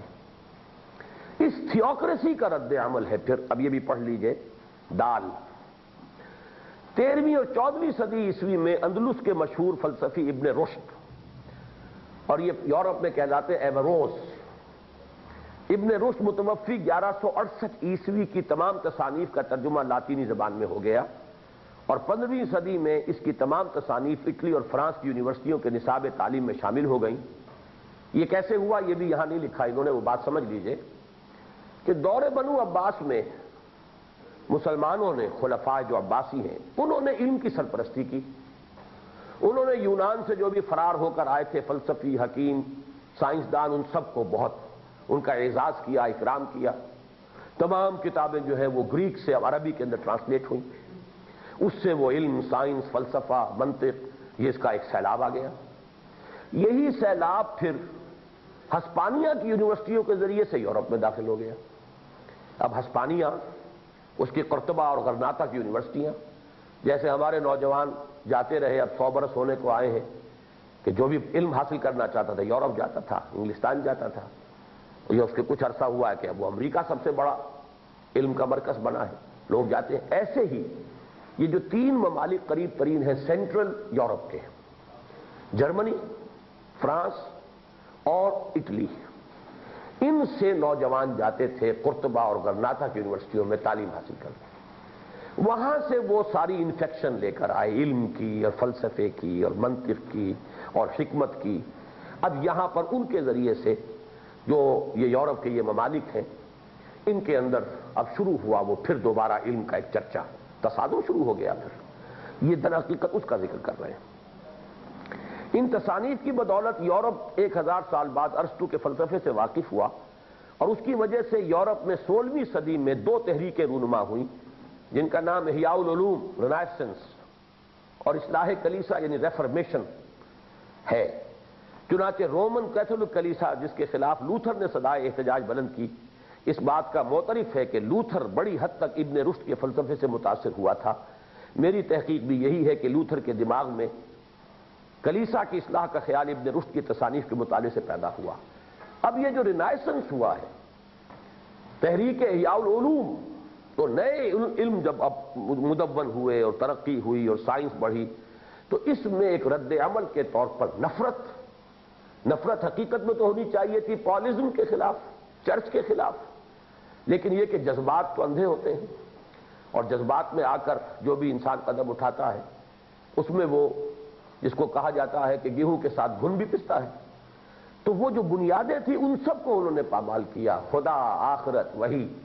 میں اسے یوں کہا کرتا ہوں کہ جب آدمی بہت زیادہ کسی رد عمل کا شکار ہو جائے تو وہ صرف بلبل کو نہیں مارتا، بلکہ جس ٹہنی پہ بلبل بیٹھا اسے بھی کاٹتا ہے. اور یہی حال اس وقت جو ہے سندھ میں ہوا ہے. سندھ میں جو یہ سندھی نیشنلزم کی تحریک ابھری ہے، میں نے اس کا جب موازنہ کیا ہے بنگالی نیشنلزم کی تحریک سے، تو ایک فرق مجھے نظر آیا. بنگال میں بھی رد عمل تھا ویسٹ پاکستان کی ڈومینیشن کا، لیکن چونکہ وہ ایک علیحدہ خطہ تھا، اس کا سیپریٹ ہو جانا آسان تھا. تو سیپریٹسٹ جو موومنٹ تھی اس نے صرف مغربی پاکستان کے خلاف پروپیگنڈا کیا، اسلام کے خلاف نہیں کیا، کوئی ضرورت ہی نہیں تھی. لیکن سندھ میں جب تحریک اٹھی ہے سیپریٹسٹ، تو اس نے صرف اس پر اکتفا نہیں کی ہے کہ نظریہ پاکستان یا پاکستان کے تصور کے خلاف اقدام کرے، بلکہ اس نے مذہب کو اپنا ہدف بنایا. اس لیے کہ مذہب کی ٹہنی پر یہ بلبل چہچہاتا ہے پاکستان کا، ٹہنی کٹے گی تو یہ بلبل ختم ہوگا. یہ ہے فلسفہ. اس اعتبار سے میں نے کہا تھا کہ شدید تر ہے یہ تحریک اپنے اصول کے اعتبار سے، اپنے آغاز کے اعتبار سے بنگلہ دیش کی تحریک سے کئی گنا زیادہ یہ مضر ہے. اس لیے کہ یہاں تو مذہب پر پھر حملہ ہوا ہے، اور یہ محسوس کیا جی ایم سید نے کہ جب تک مذہب کی گرفت کمزور نہیں پڑتی ہے پاکستان کو کمزور نہیں کیا جا سکتا، اس لیے کہ یہ مذہب کے نام پر وجود میں آیا. یہ ہے در حقیقت فرق. اسی کی مثال یہ ہے کہ یورپ میں پھر جب علوم کی نئی تدوین ہوئی ہے اور سائنس کی ڈیولپمنٹ ہوئی ہے، تو انہوں نے مذہب کا قلع قمع کیا ہے، اور مذہب کے خلاف ایک رد عمل اور ریئیکشن کے نتیجے میں یہ جدید تہذیب وجود میں آئی ہے، جس کے ہم نے یہ بنیادی نقطہ نظر کو ڈیفائن کیا ہے کہ اس میں پیور سائنٹیفک جو ہے بات کوئی اگر کرے گا سائنسدان تو کہے گا صاحب ہم نہ انکار کرتے نہ اقرار کرتے. ہو سکتا ہے خدا ہو سکتا ہے نہ ہو سکتا ہے روح ہو سکتا ہے نہ ہو سکتا ہے موت کے بعد بھی زندگی ہے، ہو سکتا ہے نہ ہو. بہرحال یہ ہمارا فیلڈ نہیں ہے، اس لیے کہ سائنس جو ہے اس میدان میں قدم ہی نہیں رکھتی. یہ آپ جانیں، فلسفی جانیں، اہل مذہب جانیں، اٹس ناٹ اوور ڈومین. ہم تو ان پر کائنات یہ تو ہے نا، آخر اس کو ہم دیکھیں گے، اسٹڈی کریں گے، اس کو ناپیں گے، اس کی پہنائیوں کی سیر کریں گے، جائیں گے. اسی طریقے سے جسم یا مادہ اب یہ ہے بالفعل ہے، اس کی بہتری، اس کی بھلائی، اس کو ایکسپلائٹ کرنا، اس کو استعمال کرنا بہتر سے بہتر انداز میں، جو موسٹ پروڈکٹیو انداز ہو. اور یہ کہ حیات دنیاوی اس کی بہتری، اس کو معاشرہ اچھا ہو، سب کو کھانے کو ملتا ہو، ایکسپلائٹیشن نہ ہو، یہاں ظلم نہ ہو، یہ کام کرنا ہے تو ساری توجہ جو ہے اس پر مرتکز ہوتی. یہ در حقیقت نتیجہ ہے. اور نوٹ کر لیجئے، اس کو میں پرسوں کے جمعے کے اپنی تقریر میں پھر مزید نمایاں کروں گا کہ سورہ کہف میں چونکہ اسی کا تذکرہ ہے، وَيُنذِرَ الَّذِينَ قَالُوا اتَّخَذَ اللَّهُ وَلَدًا. یہ تہذیب جو اس وقت دنیا میں ہے، آج میں بھول گیا لانا، ورنہ آج جو نوائے وقت میں آیا ہے، جو عبدالرشید صاحب ایک کالم لکھا کرتے ہیں، میاں عبدالرشید صاحب، تو جو تصنیف ہے ڈاکٹر جاوید اقبال کی، اس سے ایک اقتباس اس میں آیا ہے. علامہ اقبال کی ایک تقریر ہے 1931 کی جو انہوں نے لندن میں کی ہے. تو انہوں نے کہا کہ میں نے 1907 میں پیشن گوئی کی تھی کہ یہ تہذیب جو ہے یہ خودکشی کرے گی، یہ تہذیب اپنے خنجر سے آپ ہی خودکشی کرے گی. لیکن یہ کہ مجھے خود بھی اس وقت تک پوری طرح اندازہ نہیں تھا. ایک شعر تو میں نے کہہ دیا تھا، تمہاری تہذیب اپنے خنجر سے آپ ہی خودکشی کرے گی، جو شاخ نازک پہ آشیانہ بنے گا ناپائیدار ہوگا. لیکن یہ ہے کہ چند ہی سالوں کے بعد جو پہلی جنگ عظیم ہوئی ہے، اس نے ثابت کر دیا کہ میری پیشن گوئی درست تھی. اس کے بعد ایک اور جنگ عظیم ہو چکی ہے. اور میں چونکہ آج کل جو جمعے میں بیان کر رہا ہوں سورہ کہف کا کہ کچھ مضامین، اس میں حوالہ بھی دے رہا ہوں مولانا مناظر حسن گیلانی رحمۃ اللہ علیہ. تو انہوں نے خاص طور پر ان آیات جو سورہ کہف کی ابتدائی آیات ہیں ان کے حوالے سے یہی بات کہی ہے، لِيُنذِرَ بَأْسًا شَدِيدًا مِّن لَّدُنْهُ. ایک بہت بڑی جنگ جو اللہ تعالیٰ کی طرف سے ہوگی، خاص اس کے لیے خبردار کرنا ہے. اور وہ جنگ عظیم اصل تو وہ ہے جو تیسری جنگ عظیم آئے گی. دوسری جنگ عظیم میں تو ایک ایٹم بم نے معاملہ چکا دیا تھا. اب اگر کہیں ٹکراؤ ہوا تو جب وہ ہزاروں ایٹم بم جو ہے گریں گے اس کرۂ ارضی پر تو کیا ہوگا. اس کے لیے جو الفاظ ہے 7ویں نمبر آیت میں، وَإِنَّا لَجَاعِلُونَ مَا عَلَيْهَا سَعِيدًا جُرُزًا. ہم تو زمین کے اوپر جو کچھ ہے اسے بالکل بلیا بیچ کر کے رکھ دیں گے. زمین چٹی نکل آئے گی، کچھ نہیں ہوگا اس کے اوپر. تو یہ قیامت کے بارے میں بھی ہے، لیکن اس سے پہلے جہاں بھی کہیں یہ ایٹمک وار ہوئی تو یہی ہوگا. حیات کا کوئی وجود نہیں رہے گا آس پاس. تو یہ سب کچھ جو ہے، اور یہ سب نتیجہ کس کا ہے؟ یہ تہذیب در حقیقت وہی مادی تہذیب اور جو رد عمل ہے اس عقیدہ ولدیت کا، حضرت مسیح کو خدا کا بیٹا قرار دے کر تثلیث جیسا ایک خالص غیر منطقی اور غیر معقول عقیدہ ایجاد کیا گیا، جو اس کے بعد پھر یہ کہ پاپائیت کا نہایت مستبد نظام دنیا کے اندر آیا. اس کے نتیجے میں رد عمل پیدا ہوا کہ مذہب اور روحانیت کی نفی ہو گئی. مادی ترقی انسان کی آسمان تک پہنچ رہی ہے، مذہب اور روحانیت کا جو ہے بالکل جنازہ نکل چکا ہے. یہ گیپ ہے جس کی وجہ سے کہ یہ در حقیقت یہ عذاب الہی جو ہے اس نے یہ شکل اختیار کی ہے کہ اب کوئی بہت بڑی بڑی جنگ جو ہے وہ نوع انسانی کا مقدر بنے گی. 2 بن چکی ہیں اس صدی کے اندر، تیسری اللہ ہی بہتر جانتا ہے کب وہ ٹریگر جو ہے. بات تو صرف معمولی سی ہوتی ہے. پہلی جنگ عظیم بھی ایک معمولی سے واقعے پہ شروع ہو گئی تھی. اسی طریقے پر ہی بڑی بڑی جنگیں دنیا میں جو ہیں بڑے چھوٹے چھوٹے واقعات سے شروع ہو جاتی ہیں. تو واللہ عالم. بہرحال یہ میں نے آپ کے سامنے اس کا پس منظر رکھ دیا ہے کہ یہ سارا تہذیب کا اس رخ پر مڑ جانا یہ در حقیقت ایک طویل تاریخی پس منظر اپنے پیچھے رکھتا ہے، اور وہ ہے وہ عیسائیت کا عقیدہ اور اس کے نتیجے میں رد عمل. اب آگے چلیے صفحہ 2 پر آ جائیے اپنے اصل کتابچے میں. اصل میں تو اس کے اوپر ایک علیحدہ ہیڈنگ لگنا چاہیے تھا، لیکن یہ کہ یوں سمجھ لیجئے، اپنے پاس نوٹ کر لیجئے کہ اب یہ تیسری بحث ہے یہاں جو شروع ہو رہی ہے. انسان کو اللہ تعالیٰ نے جن بے پناہ قوتوں اور صلاحیتوں سے نوازا ہے وہ انہیں جس میدان میں بھی استعمال کرے نتائج بہرحال رونما ہوتے ہیں، اور ہر ڈھونڈنے والا اپنے اپنے دائرہ تحقیق و جستجو میں نئی دنیایں تلاش کر سکتا ہے. ایک جملہ ختم ہوا. ظاہر بات ہے کہ جب اشرف المخلوقات ہے انسان، جب فرمایا گیا وَلَقَدْ كَرَّمْنَا بَنِي آدَمَ، ہم نے تو بہت اکرام کیا ہے، تکریم کی ہے بنی آدم کی. وَحَمَلْنَاهُمْ فِي الْبَرِّ وَالْبَحْرِ، ہم نے اسے سمندر میں، خشکی میں، تری میں اٹھایا ہے. اور اب تو تیسری اس کے اندر والجو بھی آ گیا ہے، والخلائے بھی آ گیا ہے. انسان پہلے تو صرف زمین پر اور سمندر میں سفر کرتا تھا، اب تو وہ فی الجو اور فی الخلا بھی سفر کر رہا ہے. حملناہم فی البر والبحر. اس کا ایک لطیفہ ہوا تھا جب پہلی مرتبہ میں حج کے لیے جا رہا تھا 1962 میں والدین کے ہمراہ. تو مولانا عبدالغفار حسن صاحب ان دنوں میرے پاس ہی مقیم تھے.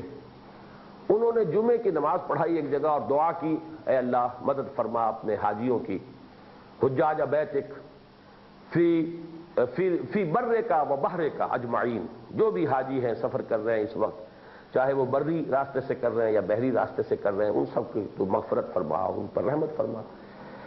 نماز کے بعد میں نے مسکراتے ہوئے کہا کہ مولانا آپ نے ہمارے لیے تو دعا کی نہیں. اب وہ حیران، میں نے کی، سب حاجیوں کے لیے کی ہے، آپ کے لیے بھی کی. میں نے کہا نہیں جناب. وہ چکر میں پڑ گئے کہ کیا کہہ رہا ہے. میں نے کہا ہم تو ہوائی جہاز سے جا رہے ہیں، آپ نے صرف ذکر کیا ہے بر اور بحر کا. تو پھر ہی انہوں نے اگلے جمعے میں پھر ایڈ کیا لفظ وجوے کا اجمعین، اے پروردگار جو بھی حاجی تیرے گھر کی طرف جا رہے ہیں، چاہے وہ خشکی سے سفر کر رہے ہوں تری سے یا فضائی، تو ان کی مغفرت فرما اور ان پر رحم فرما. تو اب تو انسان بہت آگے چلا گیا. قرآن مجید میں ذکر اسی کا ہے، حملناہم فی البر والبحر ورزقناہم من الطیبات وفضلناہم علی کثیر ممن خلقنا تفضیلا. پھر یہ کہ ایک جگہ فرمایا خلقتہ بیدی، میں نے اپنے دونوں ہاتھوں سے بنایا انسان کو. ایک جگہ فرمایا لقد خلقنا الانسان فی احسن تقویم. تو انسان بہت بڑی شے ہے، اللہ کی کریشن کا کلائمیکس ہے. اگرچہ ہم نہیں کہہ سکتے یہ ذرا ادب کے خلاف ہے، اللہ تعالیٰ کی قوتیں تو اتھاہ ہیں، لامتناہی ہیں، لیکن ایک لفظ کا ایڈ کر لیں تو شاید بعض تاحال اب تک اللہ کی تخلیق کا نقطہ عروج، نقطہ کمال انسان ہے. اب اس انسان کے اندر یہ بات ہے کہ وہ جس میدان میں بھی چلے گا اس میں نئی نئی دنیایں تلاش کر لے گا. یہ میں نے وہ جو آپ نے ڈھونڈنے والے کو دنیا بھی نئی دیتے ہیں، یہ جواب شکوہ میں یہ مصرع موجود ہے. کولمبس نے امریکہ دریافت کیا، واسکو ڈی گاما جو ہے کہاں سے کہاں ہو کر round the Cape of Good Hope اور ہندوستان پہنچ گیا، جزائر شرق الہند کا راستہ تلاش کر لیا. انسان کو اللہ تعالیٰ نے جن بے پناہ قوتوں اور صلاحیتوں سے نوازا ہے وہ انہیں جس میدان میں بھی استعمال کرے، نتائج بہرحال رونما ہوتے ہیں اور ہر ڈھونڈنے والا اپنے اپنے دائرہ تحقیق و جستجو میں نئی دنیایں تلاش کر سکتا ہے. اب اس میں گویا کہ اسی مصرے کی طرف اشارہ ہو گیا ہے کہ ڈھونڈنے والے کو دنیا بھی نئی دیتے ہیں. کیا ہے وہ پہلا مصرع؟ جوہر قابل ہو تو ہم شان کئی دیتے ہیں، اس طرح کا ہے غالباً. یہ کئی کا مطلب معلوم ہے کیا مطلب اس کا؟ شان کئی ہے. جوہر قابل ہو تو ہم شان کئی دیتے ہیں اور ڈھونڈنے والے کو دنیا بھی نئی دیتے ہیں. اب نئی کے وزن پہ کئی تو لانا تھا، لیکن یہ کہ اس کئی کے معنی کیا ہے؟ آپ تو خیر اساتذہ میں سے کوئی بھی طلبہ میں سے چاہے سینئر ہو نہیں معلوم. اصل میں یہ دو قوتیں بڑی قدیم ہیں، قیصر اور کسریٰ. کسریٰ کی سلطنت کے لیے یہ لفظ استعمال ہوتا ہے، تو یہ در حقیقت ادھر اشارہ ہے. شان کئی، کسریٰ کی سلطنت اور عظمت وہ بھی ہم دیتے ہیں جو اس کے لیے محنت کریں. اس لیے کہ ذوالقرنین جنہوں نے کہ وہ سلطنت قائم کی تھی، یہ نوٹ کر لیجئے کہ وہ ایک دیہاتی ماحول میں پرورش پایا اس شخص نے. معلوم یہ ہوتا ہے کہ وہ کوئی شہزادہ تھا، موت کے خوف سے جس طریقے سے شیعوں کے 12واں امام جو ہے وہ غائب ہے، اسی طرح وہ بھی کہیں غائب رہا ہے پہلے. پھر وہ ابھر کر آیا میدان میں، پھر اس نے ایک کامنر کی حیثیت سے اپنا کیریئر شروع کر کے اور پھر وہ عظمت حاصل کی ہے ذوالقرنین، جس کا قرآن مجید میں بھی اس شان و شوکت کے ساتھ ذکر ہے. اور یہ دو ملک ہوتے تھے پہلے، ہمیشہ سے چلے آتے تھے.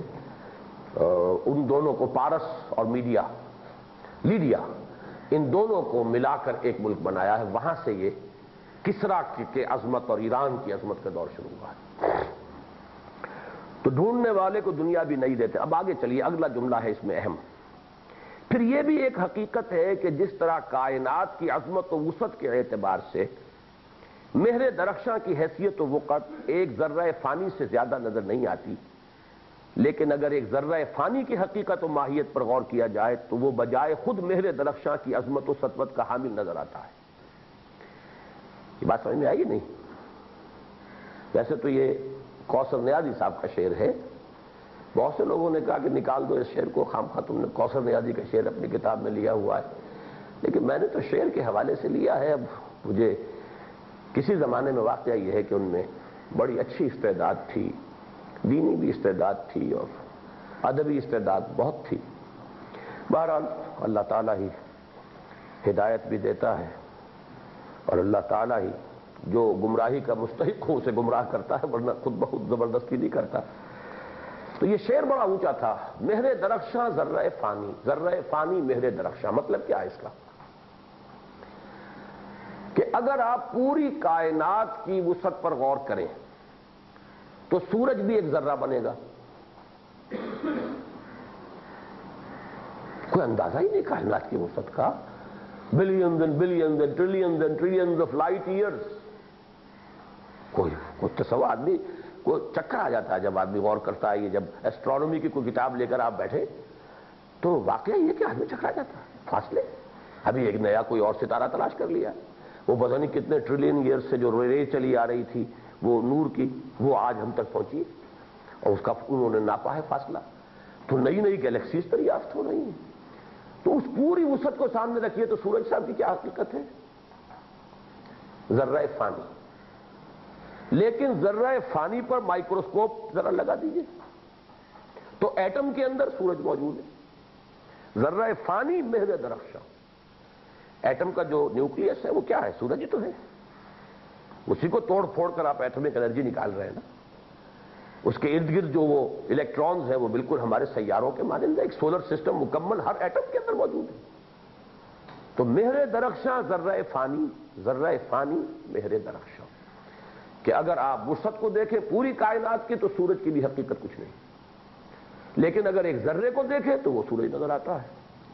اسی طرح اصل بات کیا سمجھانی ہے، اگر خدا کے مقابلے میں کائنات کو رکھا جائے تو کائنات کی حقیقت کوئی نہیں، اصل حقیقت تو اللہ کی ہے۔ لیکن کائنات ہی پر نگاہ مرتکز کر دی جائے تو بڑی عظیم شے ہے۔ یہ اس کے لیے واضح کیا گیا ہے اس کو۔ اگر روح کے مقابلے میں جسم کو ہم لیں تو روح، جسم کی کوئی حقیقت نہیں، اصل شے تو روح ہے۔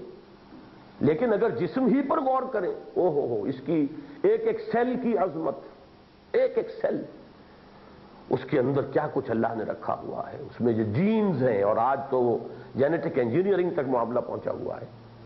تو اگر غور کریں تو جسم جو ہے کوئی ایسے گھٹیا شے تو نہیں ہے۔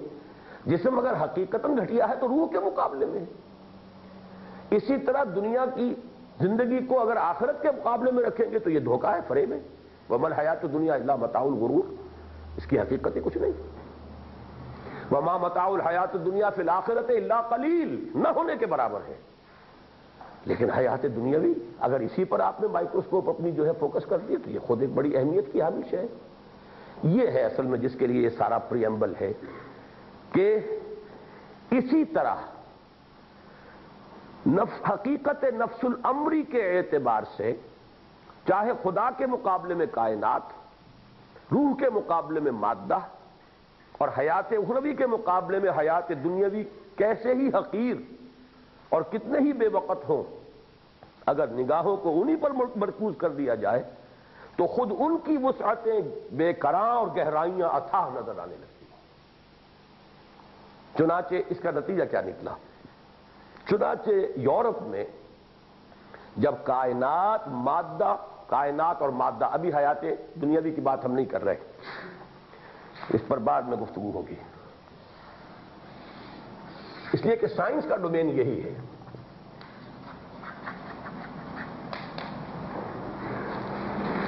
یورپ میں جب کائنات اور مادہ تحقیق و جستجو کا موضوع بنے تو یکے بعد دیگرے ایسے ایسے عظیم انکشافات ہوئے اور بظاہر خفتہ و خابیدہ مظاہر قدرت کے پردوں میں ایسی ایسی عظیم قوتوں اور توانائیوں کا سراغ ملا کہ عقلیں دنگ اور نگاہیں چکا چوندھ ہو کر رہ گئیں، اور علم و فن کی دنیا میں ایک انقلاب برپا ہو گیا۔ یہ تو میں سمجھتا ہوں کہ آپ میں سے سب حضرات اس سے واقف ہی ہیں، کچھ تفصیل کی ضرورت نہیں ہے۔ بظاہر خابیدہ و خفتہ، اس کی مثال میں دیا کرتا ہوں کہ جیسے کوئی ہائی ٹینشن کوئی وائر ہو اور اس میں بڑا کرنٹ جو ہے بجلی کا گزر رہا ہو، لیکن انسولیٹڈ ہے اگر، تو آپ اس کے اوپر کھڑے بھی ہو جائیں گے تو آپ کو کیا پتا کیا قیامت آپ کے قدم و تلے سے گزر رہی ہے، یو ڈونٹ نو، اس لیے کہ انسولیٹڈ ہے، آپ چل پھر رہے ہیں اس کے اوپر۔ ایک صاحب نے ایک دفعہ بتایا تھا، پتہ نہیں گپ چلائی تھی یا واقعہ تھا، ان کے والد برما میں جنگلوں کا ٹھیکہ لیا کرتے تھے، جنگل کٹواتے تھے، اور وہ کہتے ہیں ایک دفعہ وہ ایک درخت کا ایک تنا انہوں نے سمجھا کہ کوئی پڑا ہوا، اس پہ کھڑے ہو گئے. تھوڑی دیر کے بعد وہ ہلا تو معلوم ہوا بعد میں بھاگے کہ وہ تو اژدہا تھا. لیکن اگر وہ پڑا رہتا یوں ہی تو ظاہر بات ہے کہ انہیں کیا پتہ چلتا کہ یہ کیا ہے، کس مصیبت کے اوپر اس وقت میں سوار ہوں. لیکن یہ کہ چونکہ وہ خاموش تھا اور ساکن تھا، لہذا انہیں پتہ نہیں چلا. اسی طرح یہ مظاہر فطرت، فینومین آف دی نیچر، یہ بظاہر سوئے ہوئے ہیں، خوابیدہ ہیں، خفتہ ہیں. ان میں توانائی کے جو ذخیرے ہیں، جو قوتیں ان کے اندر ہیں، وہ تو چھپی ہوئی ہیں، سوئی ہوئی ہیں، خوابیدہ ہیں. ان کو یورپ نے تلاش کیا. جب فوکس ہو گئی اٹینشن یہاں، کائنات، اس کی وسعتیں، مادہ، مادے کی properties, what are the properties of matter, what are the laws of chemical change and physical change. اب جس شخص نے بھی، میں یہ کہا کرتا ہوں کہ جس شخص نے پہلی مرتبہ دو پتھروں کو ٹکرا کر آگ کی چنگاری برآمد کی، وہ کتنا بڑا موجد اس وقت تھا. اس دنیا کا تصور کیجیے جس میں آگ بھی نہیں تھی، وہ بھی دنیا تھی، لوگ رہتے تھے. جس نے پہلی مرتبہ آگ ایجاد کی ہے تو وہ بہت بڑا موجد اور سائنسدان تھا. اس کے آگے اب چلی، آگ سے آگے آپ نے بھاپ کی قوت دریافت کی، اس سے آگے چلے بجلی، کاربا، اس سے اور آگے چلیے، قوتوں پر قوتیں آ رہی ہیں. یہ سب کیوں آئی ہیں؟ تھی موجود، آپ نے ڈسکور کی. These are discoveries. ان ڈسکوریز کے اوپر بیس کیا انوینشنز، ایجادات. تو پہلے آپ نے قوانین طبیعیہ کو معلوم کیا ہے، what are the forces of the nature. پھر یہ کہ ان کو کنٹرول کرنا سیکھا ہے، گھوڑے کو سدھانا سیکھا ہے. گھوڑے میں توانائی ہے لیکن آپ اس پر سواری نہیں کر سکتے جب تک سدھا نہ لیں. اس کے لیے ایجادات کی گئی. تو یہ کام یورپ میں ہوا اس پس منظر میں کہ جب اب بیداری پیدا ہوئی، روشنی آئی. اس میں وہ چیزیں تو خارج از بحث ہو ہی گئی تھی، ورنہ تو بیٹھے رہتے، ابھی وہ ذات و صفات کی بحثوں میں لگے رہتے. وہ جو بھی آخر آپ کو معلوم ہے عیسائیت کے دور میں بھی علم کلام تو رہا ہے. وہ علم کلام اور اس سے پہلے کہ جو ارسطو کی منطق اور فلسفہ بال کی کھال اتار رہے، اس کا تجزیہ ہو رہا ہے منطقی طور پر. لیکن یہ جب ان چیزوں پر توجہ مرتکز ہوئی ہے، میٹا فزکس پہلے بھی تھی موجود، لیکن اب شفٹ ہوا emphasis from metaphysics to physics. لہذا جب ساری توانائیاں اب اس پر لگی ہیں تو نئی سے نئی ایجادات، اختراعات، انکشافات، بلکہ سب سے پہلے انکشاف. جیسے ہر شخص دیکھتا ہوگا کہ ہر درخت سے پھل نیچے ہی گرتا ہے زمین پر، اوپر تو کوئی نہیں جاتا. لیکن یہ کہ نیوٹن نے دیکھا ہے اور دیکھ کر اس پر غور کیا ہے، اس نے نتیجہ نکال لی کہ معلوم ہوتا زمین میں کوئی طاقت ہے جو کھینچتی ہے اپنی طرف. اب یہ کشش ثقل کا نظریہ ایجاد ہو گئی. اسی طریقے سے کسی نے ہانڈی کے اوپر رکھے ہوئے ڈھکن کو ہلتے ہوئے دیکھا. بہت کتنے لوگوں نے پہلے بھی دیکھا ہوگا، لیکن ایک سائنسدان کا ذہن جب اس پر مرتکز ہو تو اسے یہ محسوس ہوا کہ آخر جب قانون یہ ہے، دیکھیے پہلا لا جو ہے لا آف موشن نیوٹن کا، everything continues in its state of rest or of uniform motion along a straight line unless it is acted upon by an external force. پہلا لا ہے، ہر شے جب تک کہ اس کے خلاف اس پر کوئی اثر انداز نہ ہو رہی ہو طاقت باہر سے، وہ یا تو کھڑی رہے گی یا چلے گی تو سیدھی لائن میں چلے گی. اگر ڈائریکشن چینج ہوئی ہے تبھی معلوم ہے کوئی ایکسٹرنل فورس ہے جس نے کہ اس کے اوپر اثر ڈالا ہے. یا کوئی چلتی کھڑی ہوئی چیز چل پڑی ہے تو کوئی نہ کوئی قوت ہے. اس نے کہا کوئی قوت ہے جو اس کو ہلا رہی ہے، وہ قوت ہے اسٹیم کی، لہذا وہ ایجاد ہو گئے. تو یوں سمجھیے کہ انکشافات، اکتشافات، پھر ایجادات اور اختراعات، یہ چار الفاظ ذرا ثقیل تو ہو گئے لیکن ہیں اچھے.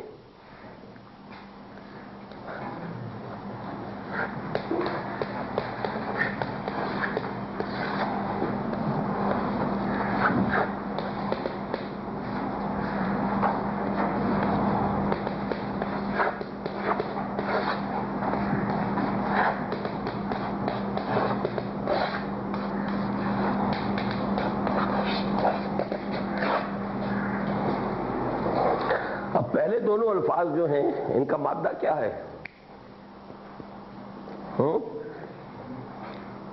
کشف. لیکن پہلا باب کون سا ہے؟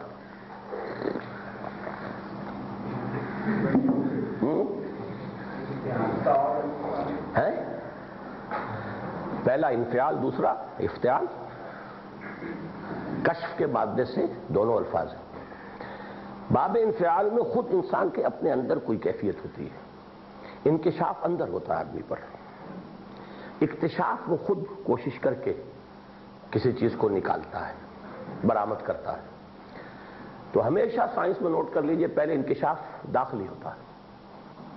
کوئی چیز something has dawned upon you، کوئی چیز آپ کے شعور پر جیسے سورج طلوع ہوتا ہے ایسے کوئی شے طلوع ہوئی. اب وہ ہے در حقیقت جو پھر اکتشاف خارجی کا ذریعہ بنتا ہے. پھر ایجادات، ایجاد اس کا مادہ کیا ہے؟ وجہ یہ جو قصہ نے کہا تم میں تو اس وقت کے طلبہ میں سے پوچھ رہا تھا. تو ایجاد وجہ یہ جو باب افعال ہے، کسی چیز کو موجود کرنا. موجود اسی سے مفعول ہے ثلاثی مجرد میں. موجود پیدا کیا گیا، وجود میں لایا گیا. اور یہ ایجاد، اختراعات، بہرحال یہ انوینشنز اور ڈسکوریز.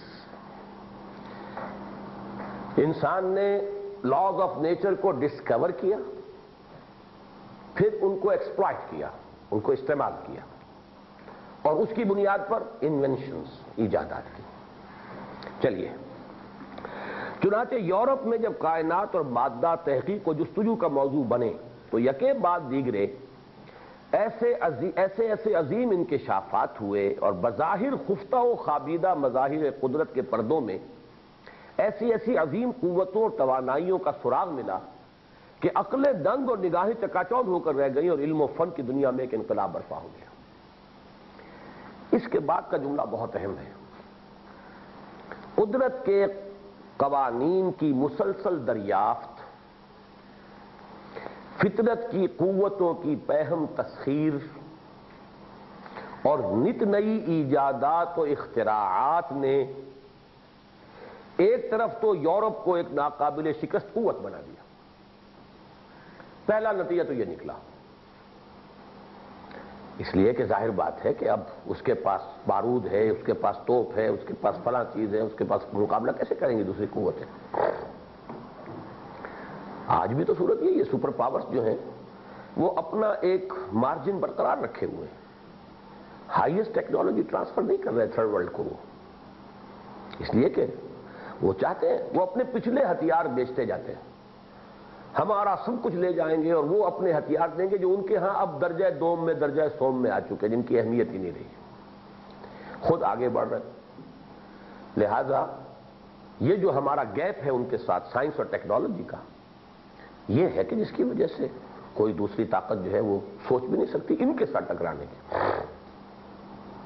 یہ جو کچھ افغانستان میں ہو گیا یہ ایک یونیک فینومینن ہے. اس کی وجہ یہ ہے کہ میں یہ تو نہیں کہہ رہا کہ اس میں افغان مجاہدین کی کوئی یعنی کنٹریبیوشن نہیں ہے یا کوئی اچیومنٹ نہیں ہے، بہت بڑی اچیومنٹ ہے. لیکن اس کا سیکنڈ ایلیمنٹ لازماً یہ ہے کہ یہ سپر پاور کانفلکٹ تھا، اور اس کو جو کلنچ کیا ہے میٹر کو تو اسٹنگر میزائل نے کیا ہے. اسٹنگر میزائل ان کی وہ اس قدر ریسنٹ ایک انوینشن تھی کہ جو ابھی روس کے پاس بھی نہیں تھی. اس نے اپنے انتہائی قریبی دوستوں کو نہیں دیے. غالباً اگر میں غلط نہیں ہوں میری اطلاع تو اسرائیل کو بھی ابھی اسٹنگر میزائل نہیں دیا گیا تھا، وہ ان کو دیا گیا. جس طریقے سے انہوں نے پھر اسٹنگر میزائل کے ذریعے سے جہاز گرانے شروع کیے ہیں، بے بس ہو گیا روس. سوچنا پڑا اسے اپنی پوری اسٹریٹجی پر. بہرحال آپس کے کنفلکٹ کا معاملہ اور ہے. امریکہ کو ایک بدلہ چکانا تھا، اسکوائر کرنا تھا حساب اپنا ویتنام والا، تو اس نے کیا ہے. اس کے بلینز نہیں ٹریلینز کے اندر پیسہ خرچ ہو گیا. جان دی ہے افغانوں نے.